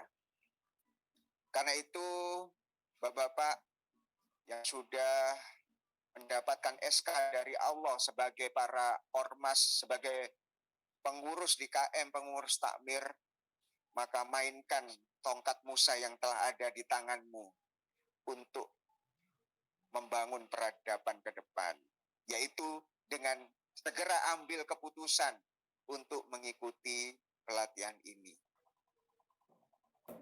Pada saat saya mengikuti pelatihan ini, saya mendapatkan banyak sekali manfaat, diantaranya adalah akan bertemu dengan para pembicara atau narasumber yang mereka adalah bukan hanya sekedar teori, tapi mereka adalah pelaku, mereka adalah praktisi yang akan membantu kita untuk menemukan kembali narasi atau diksi tentang kemasjidan yang selama ini telah terkubur dari literasi yang kita pelajari. Narasi dan diksi tentang kemasjidan dan Baitul Mal seperti telah mati suri, terkubur lama dari literatur-literatur. Dan dari pelatihan ini saya menemukan seperti ada jembatan pemikiran yang sambung kembali. Teman-teman di Masjid Munzalan mampu menyambung kembali jembatan dan pemikiran kita dengan konsep Baitullah-nya, dengan konsep Baitul Mal dan Baitul Muamalahnya. Bapak Ibu, semoga pengalaman dan rasa bahagia yang saya rasakan ini itu juga nantinya bisa Bapak Ibu, sahabat-sahabat semua rasakan. Karena itu yang terpenting adalah antum semua adalah hamba-hamba yang terpilih yang sudah dihadirkan informasi ini di depan kita semua. Karena itu segeralah ambil tindakan. Jangan biarkan setan iblis mempengaruhi kita untuk berbuat baik, apalagi mengambil peran untuk mengikuti pelatihan kemasjidan ini. Segera Bapak Ibu naiki perahu Nuh ini, karena kita tidak tahu seberapa tinggi abah nantinya yang akan menimpa peradaban ini. Itu yang bisa saya sampaikan. Selamat bergabung di pelatihan Masjid Bilioner Angkatan Ketiga ini. Selamat melek terhadap upaya kita di dalam melayani hamba Allah di rumahnya, yaitu di masjid-masjid yang telah diamanahkan kepada kita. Sekian, terima kasih atas perhatiannya. Mohon maaf jika ada yang kurang berkenan. Semuanya adalah wujud kami ingin menyampaikan semangat yang saya rasakan dan sebagai ungkapan syukur setelah saya menemukan pelatihan ilmu kemasjidan ini. Sekian, wabillahi taufik wal hidayah. Assalamualaikum warahmatullahi wabarakatuh. Waalaikumsalam warahmatullahi wabarakatuh. Alhamdulillah, makasih banyak Pak Eko. Sini saya mau menyapa orang kaya baru, Masya Allah. orang ada. Pak Imam, Assalamualaikum Pak Imam. Gimana sinyal di sana Pak Imam? Sepertinya belum diaktifkan ya Pak ya. Siap, sudah boleh diaktifkan Pak Imam. Itunya, speakernya. Ya, sudah. Ya, wah, ini sekarang lagi di masjid baru ya, masjid baru dibangun ya. Ya, ya Bang. Masjid namanya Masjid Titik cahaya Banggun. Masya Allah, titik cahaya. Insya Allah menjadi sebuah cahaya baru untuk Indonesia Timur. Insya Allah, amin. Amin, Pak Imam. Pak Imam waktu itu angkatan keberapa Pak Imam? Alhamdulillah, setting sama Bang Arif. Oh iya ya, angkatan 1 juga ya. Waktu itu sampai jam berapa Pak Imam ikut pelatihan? Untuk di Papua, angkatan pertama, saya sampai jam 2 Banggun. Jam berapa? Jam 1 baru selesai ya. Jadi Bapak Ibu, kita itu biasa selesai dari pukul 8 sampai pukul 10 biasanya, 2 jaman waktu Indonesia Barat. Boleh semua nih Banggun. Ya, tapi biasanya setelah ditutup masih lanjut biasanya. Ya Banggun. Ya. Boleh ceritakan sedikit pengalaman ini Bang? Ya, maka ini saya langsung minta Pak Imam cerita sedikit. Masya Allah, terima kasih banyak. Bismillahirrahmanirrahim. Assalamualaikum warahmatullahi wabarakatuh. Waalaikumsalam. Waalaikumsalam. Wabarakatuh. Waalaikumsalam. Allahu Akbar.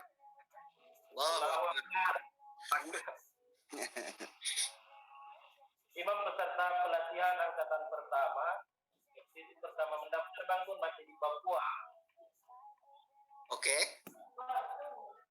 Alhamdulillah, saking menariknya, singkat saja Banggun, saking menariknya, setelah selesai pelatihan angkatan pertama, meskipun pelatihannya waktu itu kadang sampai jam 1, jam 2,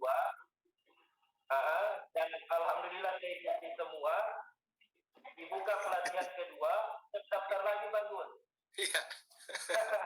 Menarik pelatihan. Belum bisa langsung instan waktu itu karena keterbatasan komunikasi dengan pengurus masjid di Papua. Jadi akhirnya Imam alasan kalau tidak salah Banggun waktu itu boleh Imam daftar lagi, alasannya saya tinggal kelas Banggun. Saking menariknya. Ulang lagi. Ya. Dan dikasih gratis sama Banggun waktu itu, tapi alhamdulillah ada jadi sebelum saya bilang mau daftar, saya sudah bayar duluan Banggun. Iya. Dan yang kedua, untuk teman-teman yang baru mau mendaftar, saya sarankan tadi, Imam merantau kurang lebih 20 tahun Banggun.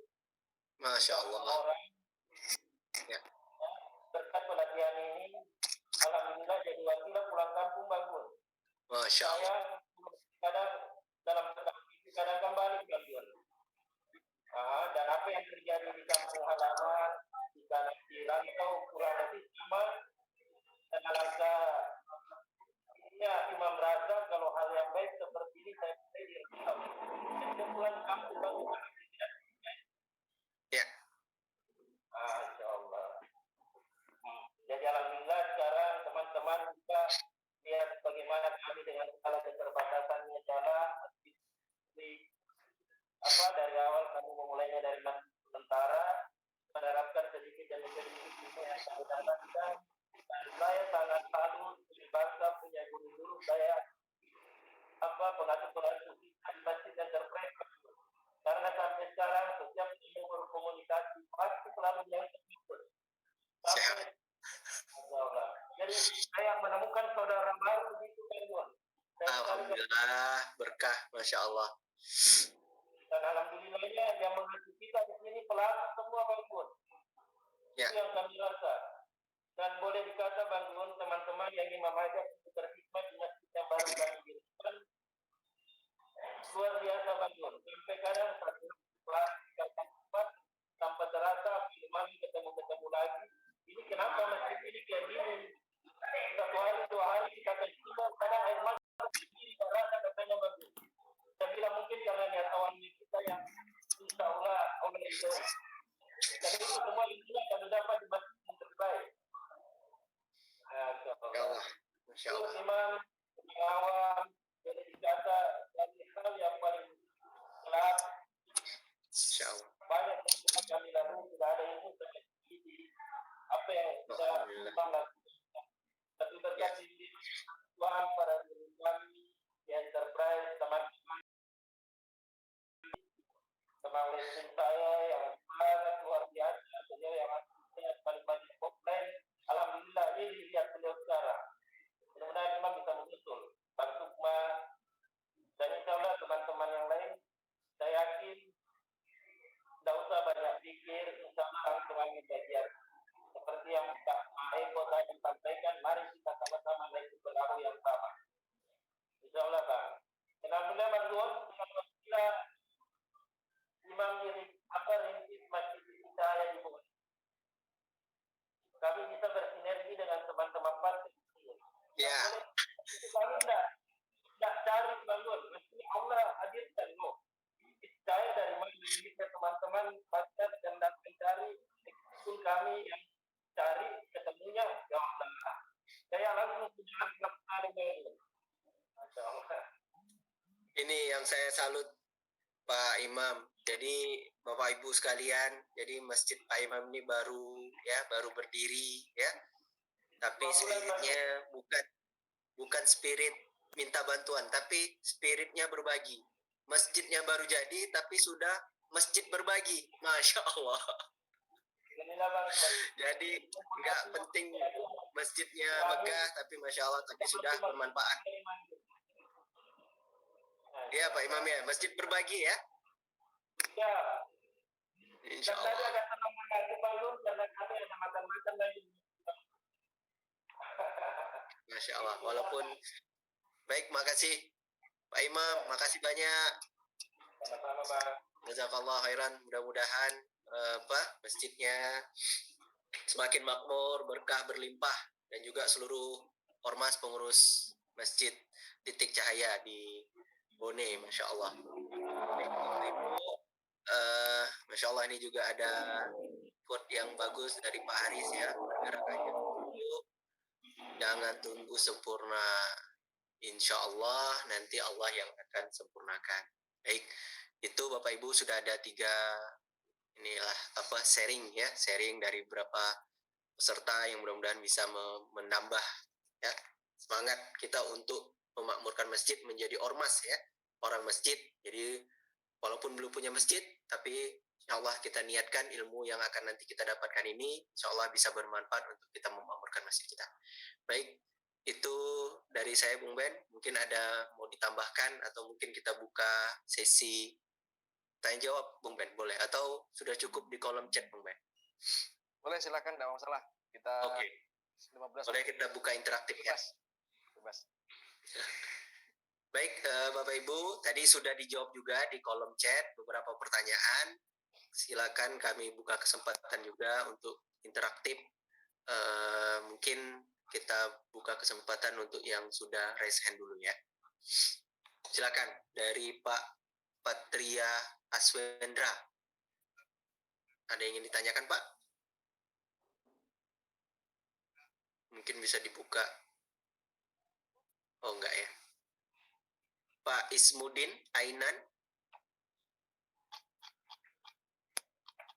Jakarta DKI itu Bangun. Oh ya. Pak Ismi silakan.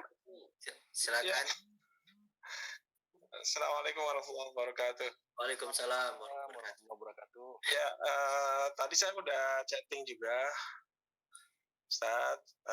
Itu tadi pertanyaannya, apakah dengan 1 kali biaya saya bisa mendaftarkan 2 masjid? Ini kebetulan saya kepikir juga ada 1 kawan, 2 lah, tapi di luar Jakarta gitu.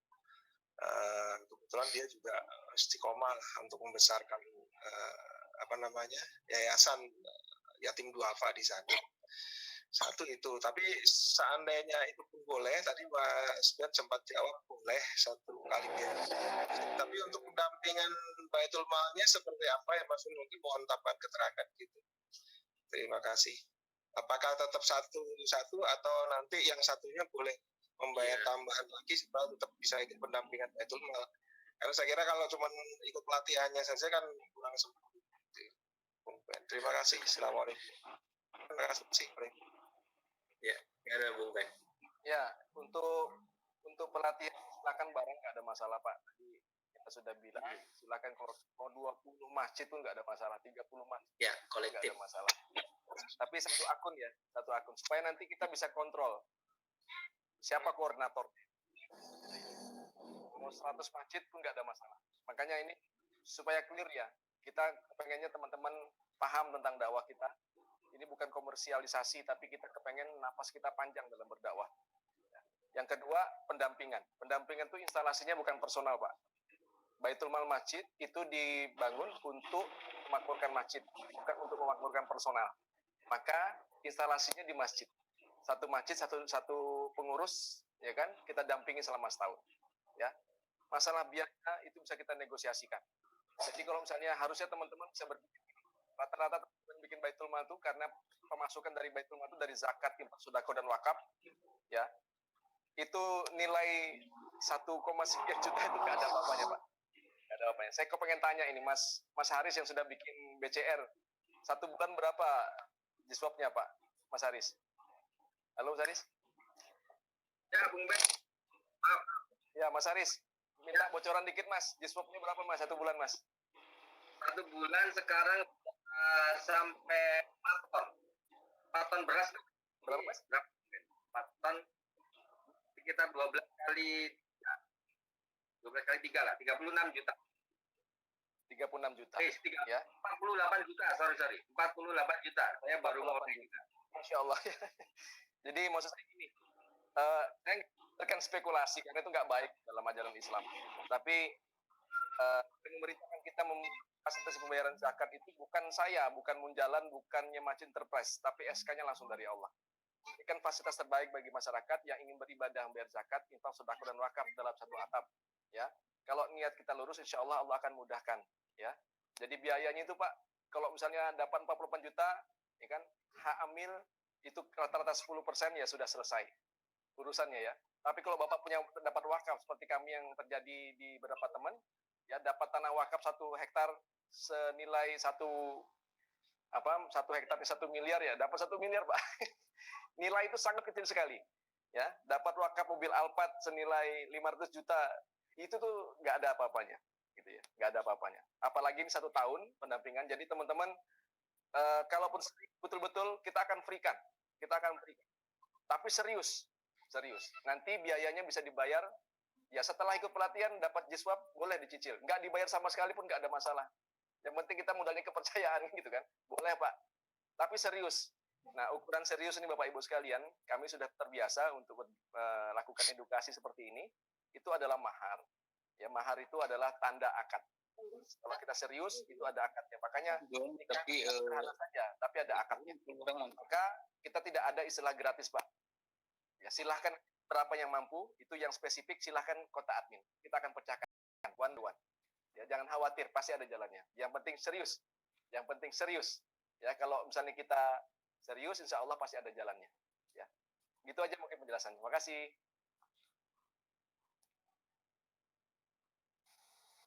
Baik, makasih banyak Bung Ben. Tadi sudah Pak ya, sudah jelas Pak Ismudin. Ya, sudah jelas, Mas. Kita lanjut ke Pak Reja Nurdena. Silakan Pak Reja.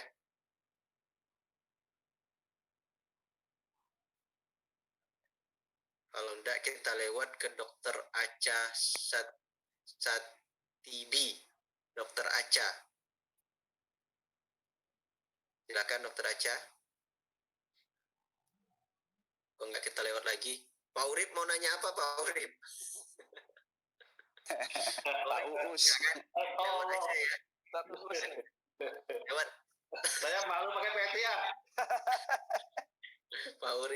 Pak Urip nih yang jawab nanti Pak Urip, bukan nanya ya, Pak Urip jawab. Solkandi Disdikbud Ketapang. Nah, silakan Pak Sulkandi. Saya unmute ya Pak, silakan Pak. Boleh di unmute Pak. Sudah diaktifkan. Diaktifkan itunya Pak. Bisa Pak Sulkandi?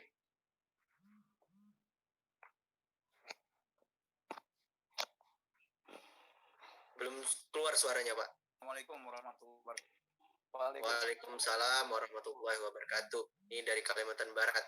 Silakan Pak.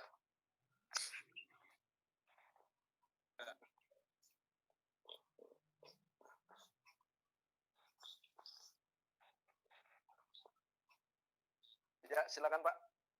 Begini Pak, kami kan ini baru bergabung. Ini saya bertugasnya di Sandai, di Sandai Kabupaten Ketapang.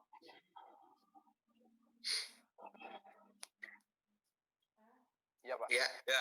ya Pak. Jadi begini informasinya didapat dari mantu saya. Artinya sinyal Bung Ben. Chat Di aja Pak. Sandai. Ketik aja diketik. Ya, mungkin Pak Sulkandi tadi udah terputus. Mungkin nanti beliau akan coba masuk lagi. Kami beri kesempatan selanjutnya ke Pak Joko Sudarmo tadi. Atau udah terjawab Pak di kolom chat Pak? Atau mau nanya langsung lagi? Assalamualaikum. Waalaikumsalam. Selamat malam Bang Gun, Bung Ben. Ya, halo Pak. Ini yang kesekian kalinya saya mengikuti pertemuan dengan teman-teman dari webinar kemasjidan ini. Lampung nih Pak Joko ya. Iya, izin perkenalkan diri. Saya mewakili teman-teman dari pelayan atau pengurus Masjid Al-Qiyadah Nurul Madani. Ya. Halo. Ya, Lanjut Suara Pak. jelas nggak ya?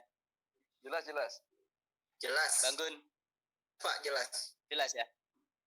Ya, izin mewakili teman-teman atau pelayan Masjid Al-Qiyadah Nurul Madani yang ada di Kota Metro Lampung.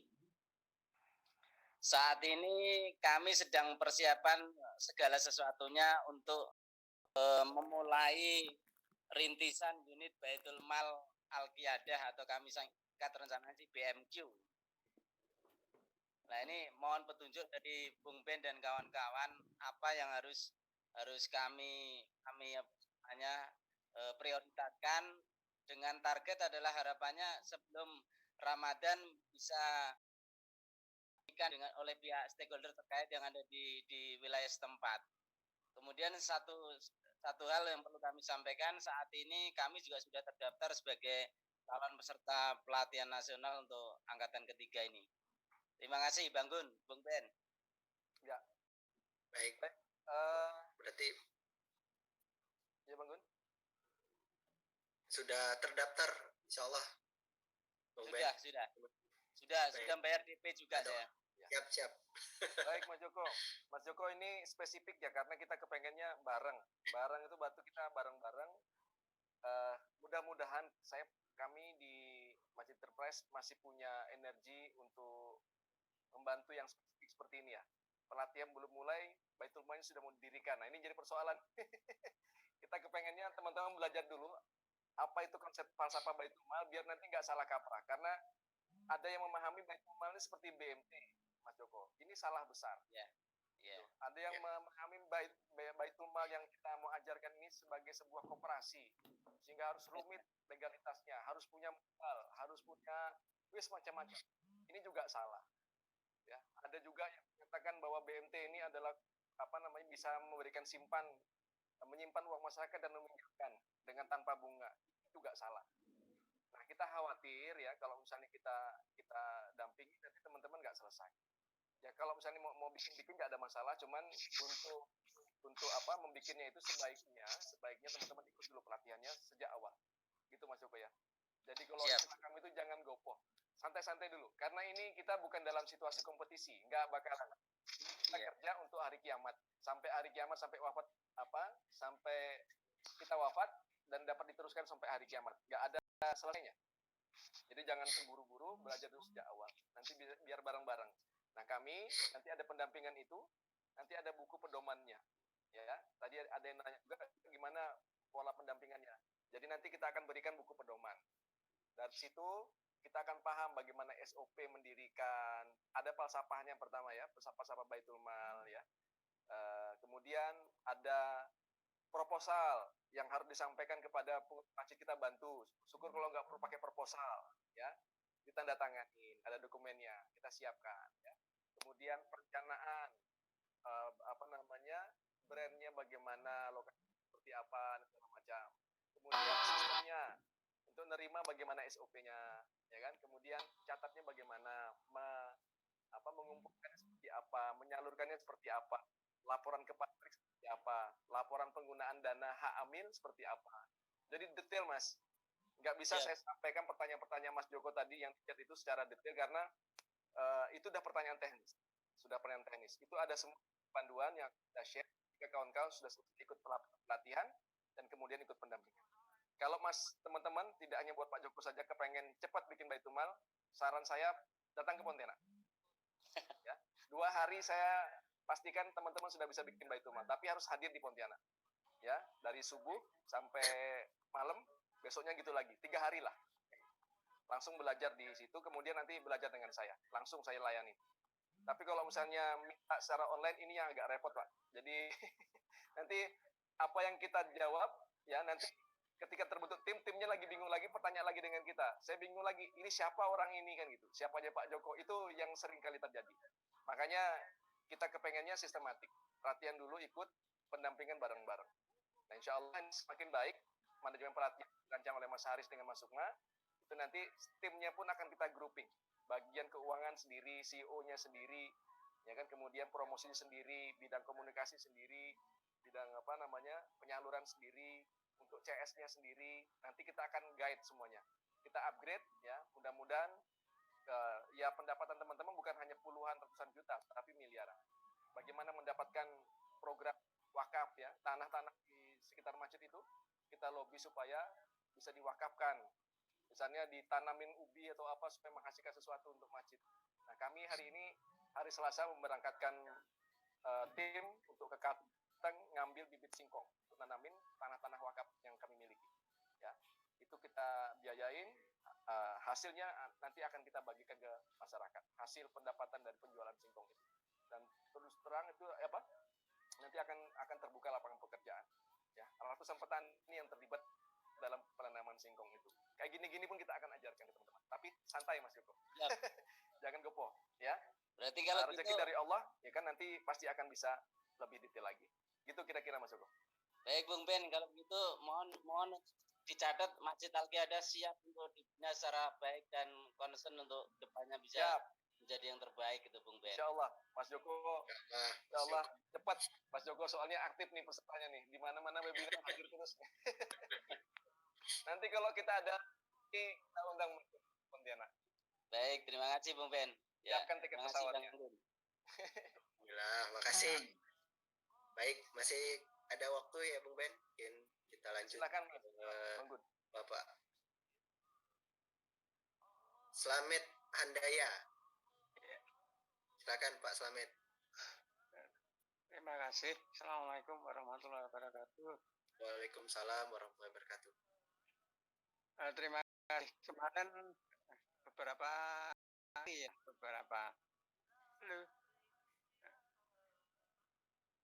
Halo, suara jelas? Jelas Pak. Ya, terima kasih. Beberapa kali kami ngisi daftar calon peserta itu ya. Perlu secara tulisan permasalahan sudah saya sampaikan ke Mas Sukma ya. Namun ada beberapa hal yang mungkin perlu kami sampaikan di sini, bahwa kami itu sebenarnya ada keinginan untuk mengikuti itu, namun ada kendala baik itu pola pikir atau pola keyakinan dan sebagainya yang menjadi penghambat perkembangan masjid begitu ya. Sehingga keinginan untuk ikut itu ya taruhlah ditanggung sendiri gitu ya, meskipun nanti di dalam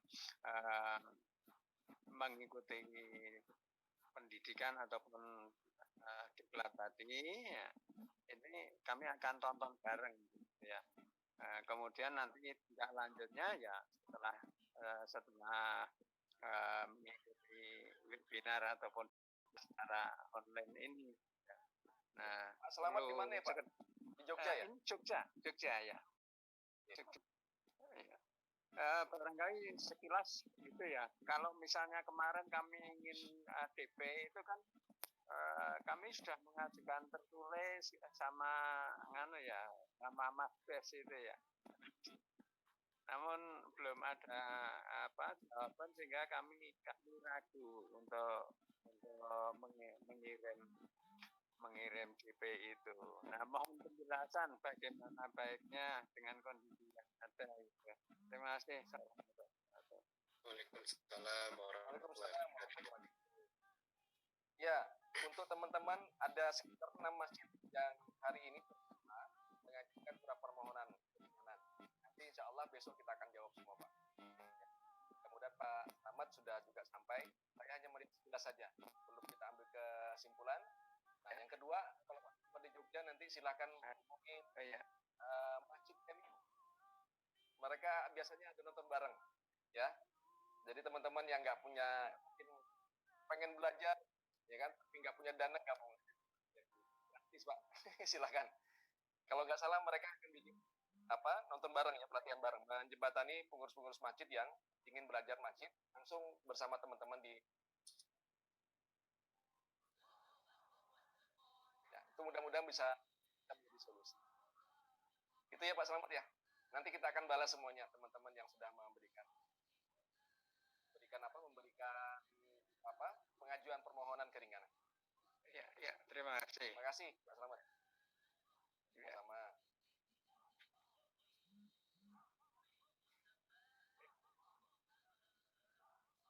Lanjut Bang Gun.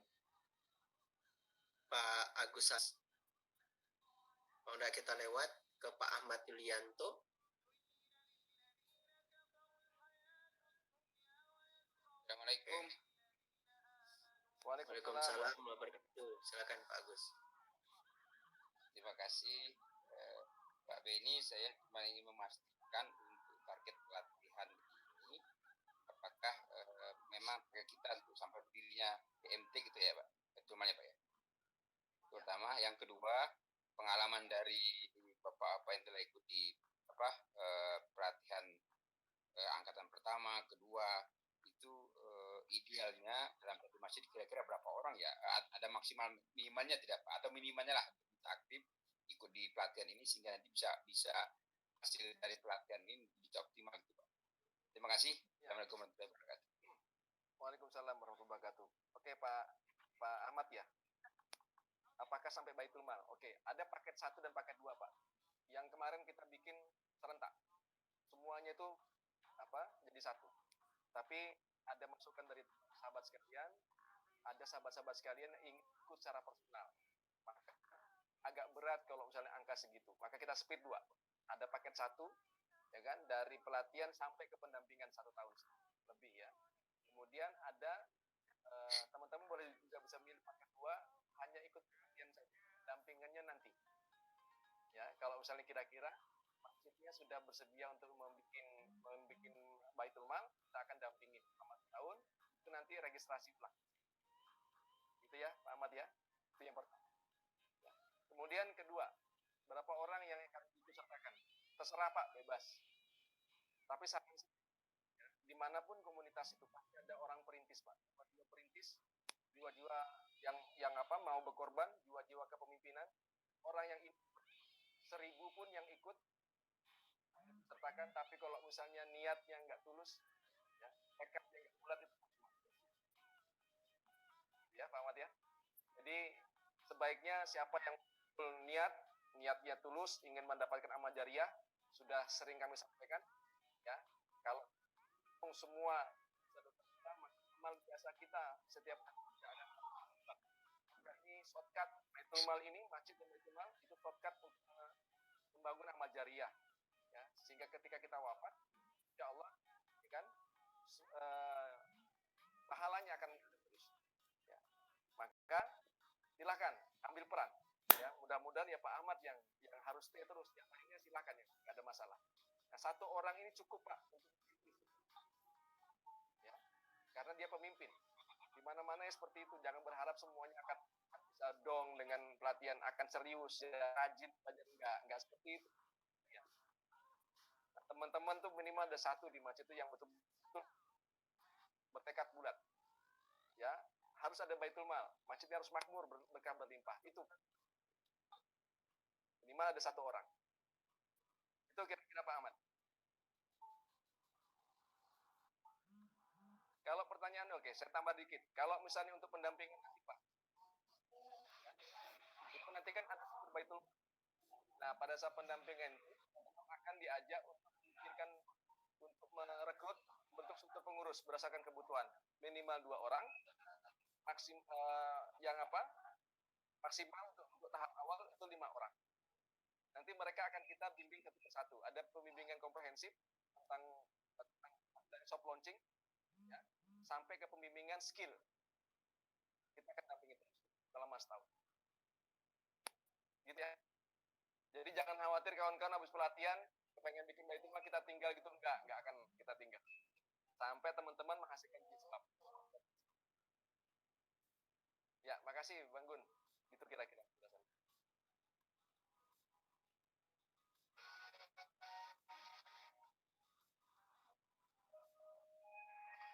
Mungkin sebentar Pak.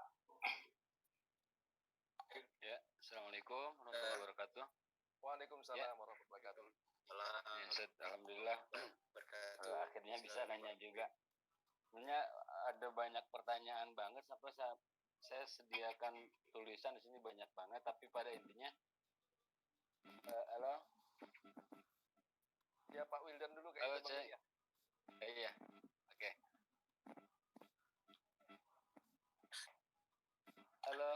Ya silakan langsung lanjut Pak Pak Wildan. Nah, oke. Dari sekian banyak pertanyaan, alhamdulillah sih tadi udah ada beberapa yang terjawab, diantaranya bagian daripada pelatihan-pelatihan. Nah, ya.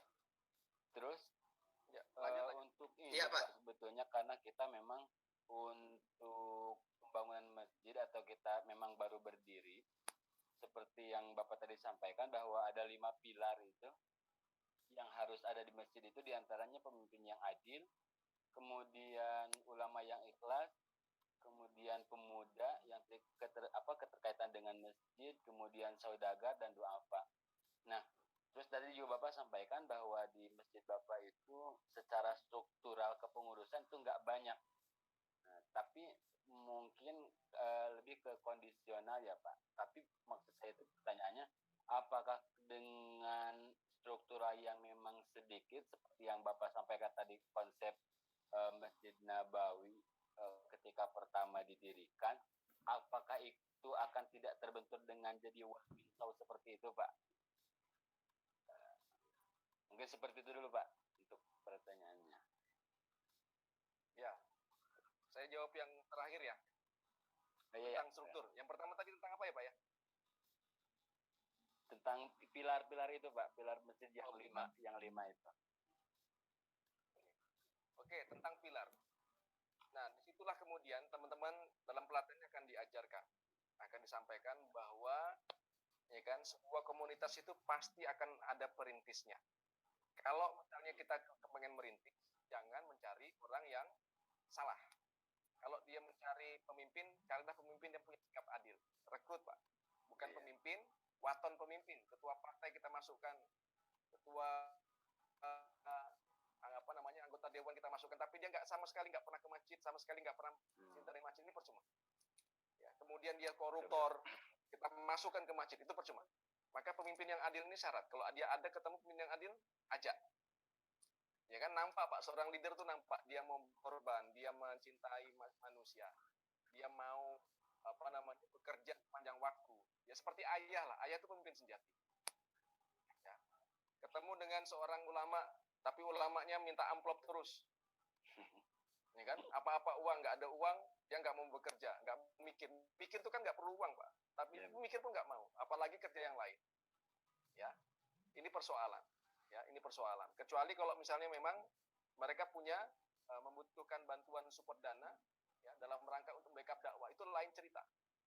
Tapi kalau personal itu sudah ulama yang tidak ikhlas, ini problem.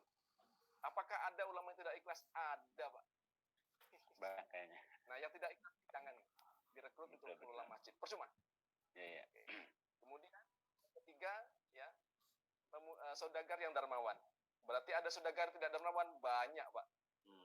Ya kan? Sudah kaya raya tapi pelitnya minta ampun. Malah minta-minta ke masjid. Ada nggak orang seperti itu? Ada. Tapi teman-teman jangan pilih yang itu. Ya. Makanya kawan-kawan akan dilatih nanti untuk melihat 5 pilar itu, 5 unsur itu. Ya. Pemuda, banyak pemuda, Pak. Tapi apakah pemuda ini ada nggak pemuda yang tidak cinta masjid? Banyak sekali. Tapi orang-orang cinta masjid itu harus kita titeni. Makanya teman-teman nggak boleh cuek ketika ada pemuda masuk ke masjid. Itu akan kita pelajari dalam pelatihan. Ya. Doa apa yang bermasalah banyak nggak? Banyak sekali. Tapi doa apa yang ikhlas, itu yang mahal, Pak, doanya. Apa yang ikhlas, doa apa yang selalu berdoa, seorang ahli ibadah ya. Dia miskin tapi ahli ibadah. Istilah kami mustahik produktif. Dia nggak punya apa-apa, tapi gali kubur, mandikan jenazah, azan di masjid. Orang seperti ini yang harus dekat dengan masjid, Pak. Bukan orang miskin tapi bermasalah. Ini kita akan belajar di situ. Ya. Ini sedikit materi, karena ini sudah ditanya, kita sampaikan. Nah, ketika 5 unsur ini sudah ada di masjid kita, maka kita bisa gerakkan orang-orang ini untuk menambah hal-hal orang-orang yang serupa. Kita butuh doa, Pak, bukan sekedar uang. Masjid kita ini butuh doa. Ya, jadi salah teman-teman kalau mengumpulkan uang saja, mengumpulkan orang-orang kaya saja. Banyak masjid ini yang pengurusnya orang-orang kaya, tapi kok nggak maju-maju, Pak? Coba lihat pakai mata kita. Banyak kok masjid-masjid di daerah kita itu dipimpin, dikelola oleh gubernur, wali kota, bupati. Tapi orang-orang miskin sekitarnya nggak pernah diperhatikan. Betul nggak, Pak Wildan? Kenapa bisa seperti itu? Ya memang pemimpin, tapi adil nggak dia? Betul. Ya ulama, tapi ikhlas nggak dia? Nah, ini akan kita pelajari di Baitullah. Tapi detailnya nanti di ikut pelatihan, Pak Wildan. Seperti itulah kira-kira ya penjelasan kami. Nah, mudah-mudahan penjelasan seperti ini kayaknya nggak pernah ada yang membahasnya. Betul, Pak. Karena kita mengamatin, Pak. Kita mengamatin. Setelah kita selesai urusan kami di Masjid Kapal Munjalan ya, di Masjid Price, banyak orang yang datang ke sini ke Pontianak. Nah, kita diminta untuk ngajarin. Kita blank juga mau ngajarin apa. Maka kita mulai membuka mata kita, melihat apa sih ke dalam masjid besar, masjid raya, masjid agung, kok nggak bisa maju? Tanpa menyalahkan ya, kita hanya mengamatin saja. Oh, pantas. Ya kan? Ketua masjidnya nggak pernah ke masjid. Oh, pantas. Ya kan? Ketua DKM-nya itu ke masjidnya seminggu sekali. Oh, pantas. Dia ke situ hanya untuk mengharapkan untuk dekat dengan penguasa. Oh, pantas. Dan macam-macam. Gitu ya. Ini kita rangkum jadi materi pelatihan untuk refleksi. Ya, itu. Karena udah nyata tidak berhasil. Nah, kami itu tidak ada penasehat kah, pembina kah, pengurus yang dari orang-orang hebat itu nggak ada. Hebat dalam kacamata peradaban ribawi hari ini. Nggak ada. Semuanya sama. Kami ini orang-orang miskin, Pak. Tapi kita punya izah. Ya. Kami ini bukan ulama. Ya kan? Tapi kita berguru dengan orang-orang ulama. Ada UAS, kita berguru dengan mereka. Kita layani para ulama ini. Kami bukan saudagar, tapi kami berteman dengan saudagar-saudagar yang ikhlas.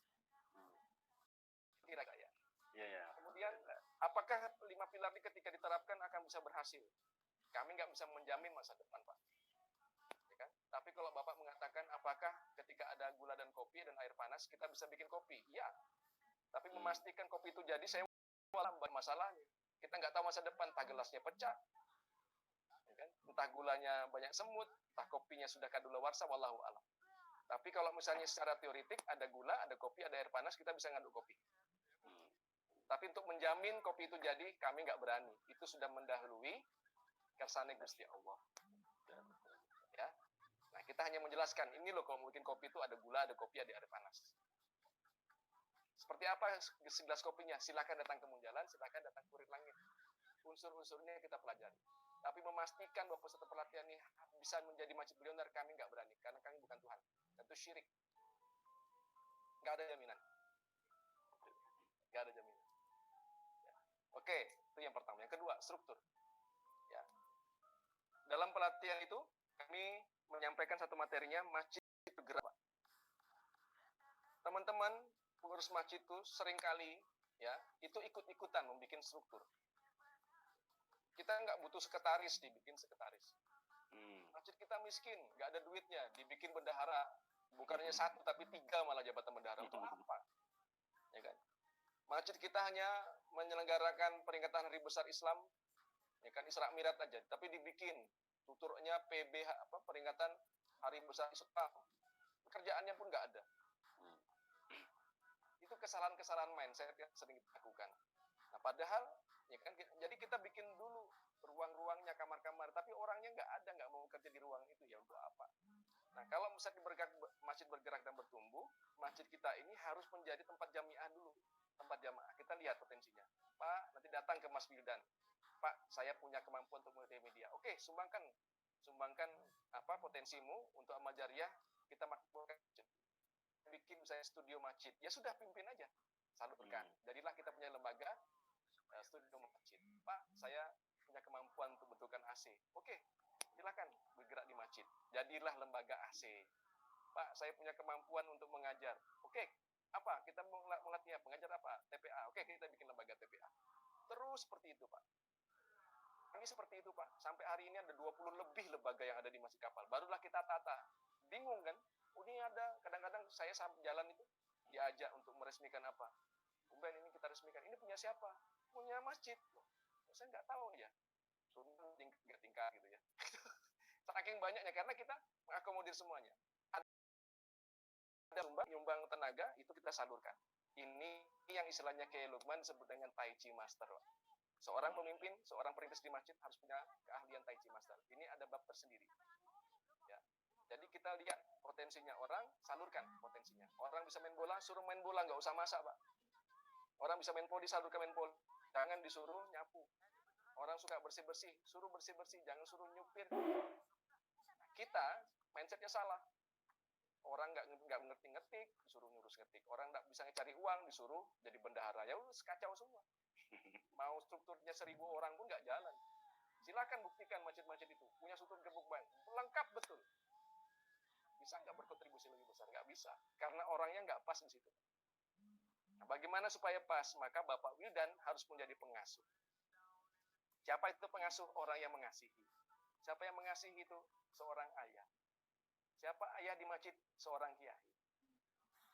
Ya, maka kiai disebut dengan seorang pengasuh. Maka hubungannya ayah dengan anak saja. Nanti anaknya bisa apa? Disalurkan. Kiai dengan santri, santrinya bisa apa? Disalurkan potensinya. Gitu kira-kira. Cara kerjanya itu seperti itu. Jangan belum ada apa-apa sudah bikin struktur yang rumit. Ini divisi olahraga, divisi Isra Mi'raj, divisi semacam-macam. Tapi nggak ada yang kerja. Kita sering membuang waktu di situ. Maka kami hadir Masjid Enterprise ini untuk menggugat cara berpikir itu. Ya. Jadi caranya sederhana aja. Karena Rasulullah nggak ngajarkan gitu. Rasulullah hanya punya satu orang, Rasulullah sebagai guru, seorang ayah, seorang kiai, seorang sahabat, yang lainnya dialokasikan. Umar bisa mimpin tata negara, ya disalurkan.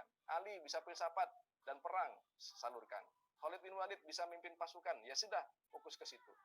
Ya, dalam tanda kutip, istilahnya Ustaz Lukman itu, berhijrahlah dengan kompetensi masing-masing. Ya, jadi ketika orang itu punya kemampuan berperang, ya kan, ketika dia masuk Islam, jangan suruh dia nanam sayur. Tetap gunakan alat perangnya untuk saat berhijrah itu. Tapi mindsetnya diganti. Itulah cara berpikir Rasulullah. Itulah cara berpikir peradaban Nabawi. Kita ngurus peradaban masjid, tapi pakai peradaban ribawi. Ya kan, masjid kita untuk ngecat pinjam uang di bank. Kan gitu Pak cara berpikir kita nih sekarang. Saya betul-betul marah dengar ada masjid, ada sebuah masjid di daerah Madiun. Itu bangun masjidnya pinjam uang bank, Pak. Itu luar biasa. Luar biasa. Terus pandemi ini karena dia pakai urunan, ya kan? Murid-muridnya nggak ada lagi sekolah di situ, nggak bisa bayar, Pak. Masa masjidnya akan disitakan, gila namanya. Ini gimana kita ngurusin masjid tapi pakai peradaban ribawi? Nggak bisa, harus ganti kepala. Ya, penggal kepalanya, ganti dengan cara mindset Nabawi. Gitu kira-kira Pak Wildan. Ini mohon maaf ya, agak keras saya ngomong nih. Jangan mancing-mancing saya Pak Wildan, ini belum pelatihan kita ini. Ilmu baru nih Pak. Ya, Menarik itu daripada masjid jadi agunan bank itu. Iya, Masya Allah. apa lo fenomena ini? Masya Allah. Di rumah Allah ya, Masya Allah ya Karim. Oke, baik, makasih Pak. Ya, sama-sama. Baik, terima kasih Pak Wildan. Ini ke Pak Ishandawi. Silakan Pak Ishandawi. Baik, Pak. Assalamualaikum warahmatullahi wabarakatuh. Waalaikumsalam warahmatullahi wabarakatuh. Ada di pertanyaan, Pak. Mudah-mudahan bisa diterahkan. Ya. Saya di Tangerang Selatan, Pak. Ya, Masya Allah. Pertama, apakah Fit Enterprise itu bagian dari kapal Munzaman? Pertama. Dua, untuk Baitul Mal itu apakah seperti unit usaha yang terpisah dari masjid dalam arti DKM untuk mengurusi apa yang menjadi kegiatan masjid dalam arti seperti zakat, sedekah dan sebagainya. Dan yang ketiga, apakah unit usaha ini dengan Baitullah itu masing-masing mempunyai struktur sendiri, pengurus sendiri masing-masing. Tidak terkait dengan yang ada di dalam Baitullah. Demikian, mohon pencerahannya Pak Ben. Assalamualaikum warahmatullahi wabarakatuh. Assalamualaikum warahmatullahi wabarakatuh. Pak Dawi ya? Ya, Pak Mana Pak Ishandawi. Dawi posisinya? Pak Ishan di Tangerang Selatan. Oh, Pak Ihsan ya. Ini temannya Pak Haris kayaknya ini. Mudah-mudahan Pak bisa kopi darat nanti insya Allah. Oh, Masya Allah. Baik, Pak Ihsan. Jadi ini pertanyaan tadi kayaknya ada pertanyaan serupa di mana? Di kolom chat ya. Sudah saya jawab. Jadi Masjid Enterprise ini, sebentar. Masjid Enterprise ini kita dirikan dalam rangka untuk memberikan solusi buat masyarakat. Ya, setahun yang lalu Pak, masjid kami itu kebanjiran orang-orang kepengen belajar. Datang dari Jambi, datang dari Aceh, dari Jogja, Tangerang. Ya, oleh Ustaz karena tamu dan wajib bagi kami untuk melayani, kita layani. Ya, belajar, kadang-kadang kunjungan, rombongan, ya, kemudian kita ajarkan pulang dan seterusnya. Setelah itu kemudian ada yang menuntut lebih lagi. Jalan harus bagi-bagi ilmunya, jangan dipedang sendiri. Kami nggak merasa jadi guru. Apa hebatnya kami ngajarin? Nggak ada kok. Ngapain kita ngajarin? Kita ini masjid baru mulai, baru 6 tahun ya. Masa datang, ayo kami ajarin, nggak seperti itu. Tapi karena banyak orang yang minta, ya akhirnya oleh Ustaz Hakim ini sudah dibikinkan aja lembaganya. Karena teman-teman kami di Masjid Kapal Munjalan sudah terlalu banyak aktivitas. Ya, mencari uang itu lebih mudah ternyata dibandingkan menghabiskannya. Ya, Jiswab 9 miliar itu Pak harus habis Pak dalam 1 bulan. Anda bisa bayangkan kalau 700 ton itu dibagikan dalam 1 bulan. Itu bagaimana caranya? Ya, setiap hari itu aktivitas nggak pernah berhenti. Jadi waktunya sudah sangat terbatas. Akhirnya dibikinlah Masjid Enterprise ini. Ayo, siapa yang kepengen belajar silakan. Awalnya Masjid Enterprise ini hanya bikin Munjalan Tour. Ya, silakan datang ke Masjid Kapal Munjalan, kita ajak tur, pulang mereka selesai. Datang lagi kita ajak tur, pulang selesai gitu ya. Nah, lama-lama capek juga kita kan. Ya sudahlah kita coba-coba bikin pelatihan. Ternyata banyak yang minat.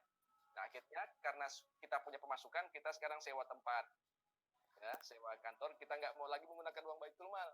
Menggunakan Bapak itu kita siapkan tempat. Ada stafnya yang ngurusin admin. Dulunya saya dengan Bang Gun itu ngurusin admin. Jawab grup segala macam, beribu-ribu orang, Pak. Nah, ayo kita bikin pelatihan. Dapat dananya, kita bisa mengajak 1 orang santri untuk mengurusin admin.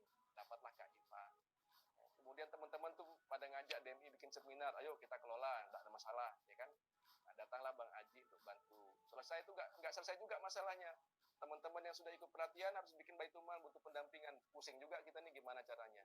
Ya, datanglah Mas Haris dengan Mas Sukman dari Jakarta, dari Jogja dan Jakarta, dengan Pak Jabiro, Pak Abdul Malik. Kemudian kita bantu, dibikinkanlah sistem sama Mas Haris. Dari situ kita bikin Yayasan Baitul Mal Masjid Indonesia. Jadilah buku pedoman disusun oleh Mang Sukma, kolaborasi. Seperti itu Pak, kami mengalir semuanya. Ada kita persiapan sejak awal. Gitu. Dari mana pembiayaan seperti itu? Dari aktivitas ini, ya. Nah, teman-teman yang kesini kita layanin di rumah inap yang sudah kita sewakan. Boleh nggak teman-teman ikut pelatihan berkunjung ke Pontianak? Silahkan, kita siapkan penginapan gratis. Alhamdulillah. Gratis. Karena ada pelatihan ini Pak, kita investasikan kembali untuk sewa tempat spesialis untuk kawan-kawan yang belajar di Masjid Kapal Munjalan. Ya, itu kira-kira Pak Ishandani. Jadi Masjid Enterprise ini memang bagian dari Masjid Kapal Munjalan, tapi terpisah strukturnya. Jadi di Masjid Kapal Munjalan itu ada 3 divisi, pendidikan, sosial, usaha. Masjid Enterprise itu tidak dimasukkan dalam 3 divisi itu. Dia bagian dari pusat dakwah. Tujuannya, misinya memang untuk menjelaskan tentang tata kelola kemasjidan atau baitul. Yang kedua, tentang baitul mal. Baitul mal yang kita akan ajarkan ini adalah baitul mal orisinal. Bukan BMT, Pak. BMT itu koperasi, BMT itu adalah bank. Ya, simpan dan pinjam. Baitul mal yang akan kita latih di sini adalah baitul mal orisinal ala Rasulullah. Basisnya hanya jiswab. Zakat, infak, sedekah, dan wakaf. Tidak ada simpan dan pinjam. Konsepnya terima kasih, terima, kasih. Apa yang didapat harus habis, ya, dalam 1 minggu. Kok bisa seperti itu? Rasulullah bikin baitul mal di tahun kedua hijrah, ya, itu gara-gara perang Badar, banyak uang, banyak harta yang diambil dari musuh. Kemudian oleh Rasulullah diperintahkan para sahabat itu untuk membagikan dalam jangka waktu 3 hari. Inilah yang kemudian dipertahankan oleh para sahabat sampai Khulafaur Rasyidin, sampai di Turki Utsmani. Uang yang diserahkan ke masjid tidak boleh ditahan. Bukan kayak pajak ditahan-tahan sampai setahun 2 tahun, nggak boleh. Ya kan? Di Baitul Mal Masjid 1 minggu sekali, Pak. Kamis tutup buku, Jumat dibagikan. Seminggu sekali harus habis. Kecuali yang berat kayak misalnya distribusi beras. Awalnya kami seminggu sekali, sekarang sudah mulai sebulan sekali karena memang butuh dicecerkan, dipersiapkan dengan matang. Jadi ini beda dengan BMT. Nah, strukturnya, jadi apakah ini termasuk unit usaha? Ini bukan unit usaha, Pak. Tapi ini adalah lembaga pelengkap dakwah masjid. Jadi, perintah Allah itu menegakkan sholat dan menunaikan zakat. Ya, sholatnya sudah ada di masjid, zakatnya siapa yang melayani? Oke. Oh, ada, kami bikin setahun sekali. Itu pun 2 hari menjelang Lebaran. Umat nggak bisa bayar zakat. Salah siapa? Pengurus masjid atau umat? Ayo. Ya. Kita nggak mau melayani itu karena kita nggak tahu ilmunya. Sekarang saya kasih tahu. Wajib Pak zakat itu kawan-kawan bikin fasilitasnya. Nggak berdosa karena itu perintah Allah. Ya kan? Tegakkan sholat di masjid dan tunaikan zakat. Ya, maka kita bikin baitul mal ini dalam rangka untuk melaksanakan perintah Allah. Bukan unit usaha, bukan bisnis, Pak. Ya. Tuh. Kemudian apakah strukturnya dibedakan? Dibedakan, Pak. Pengurus masjid sendiri, baitul mal sendiri. Nanti penyalurannya boleh masjid yang menyalurkannya atas nama masjid. Ini bantuan dari masjid nih. Uang yang mengusahakannya dari baitul mal. Oh, ya. Jadi bukan baitul mal langsung gitu. Baitul mal boleh langsung, tapi di bawah otoritas masjid. Siapa otoritas masjid? Otoritas tertinggi. Kalau misalnya otoritas tertingginya ketua yayasan, ya ketua yayasan itu yang harus diikuti perintahnya. Ya kan? Ketika dia nggak punya yayasan tapi lembaga ada ulamanya, ulama itu yang harus diikuti. Jadi terpimpin, nggak boleh dia berdiri sendiri. Ya, tujuan baitul mal ini adalah memakmurkan masjid, bukan untuk memakmurkan baitul malnya. Enggak.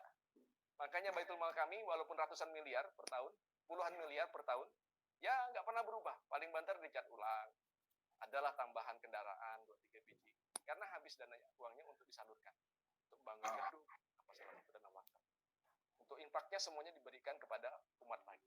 Gitu kira-kira Pak Ihsan dan Baik, terima kasih. Berarti yang tadi ilustrasi dari Pak Ben bahwa untuk aset sekian miliar dari Masjid Menjalan itu ternyata terdelivery ke umat ya Pak Ben ya.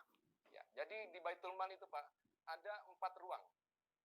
Kalau Pak Iswandi pernah ikut seminar kita yang dibikin oleh Masjid Enterprise, itu seminar gratis ya, maksudnya memang kita kalau di Masjid Enterprise itu ada yang berbayar, ada yang gratis. Banyak gratis, Pak. Seminar edukasi, saya ngisi ke kota-kota, ikut rapat masjid di Prod, di Jakarta, itu nggak ada bayaran sama sekali.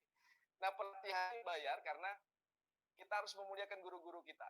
Ada Ustadz Randy, ada Ustadz Lukman, ada Ustadz Syahid, ya.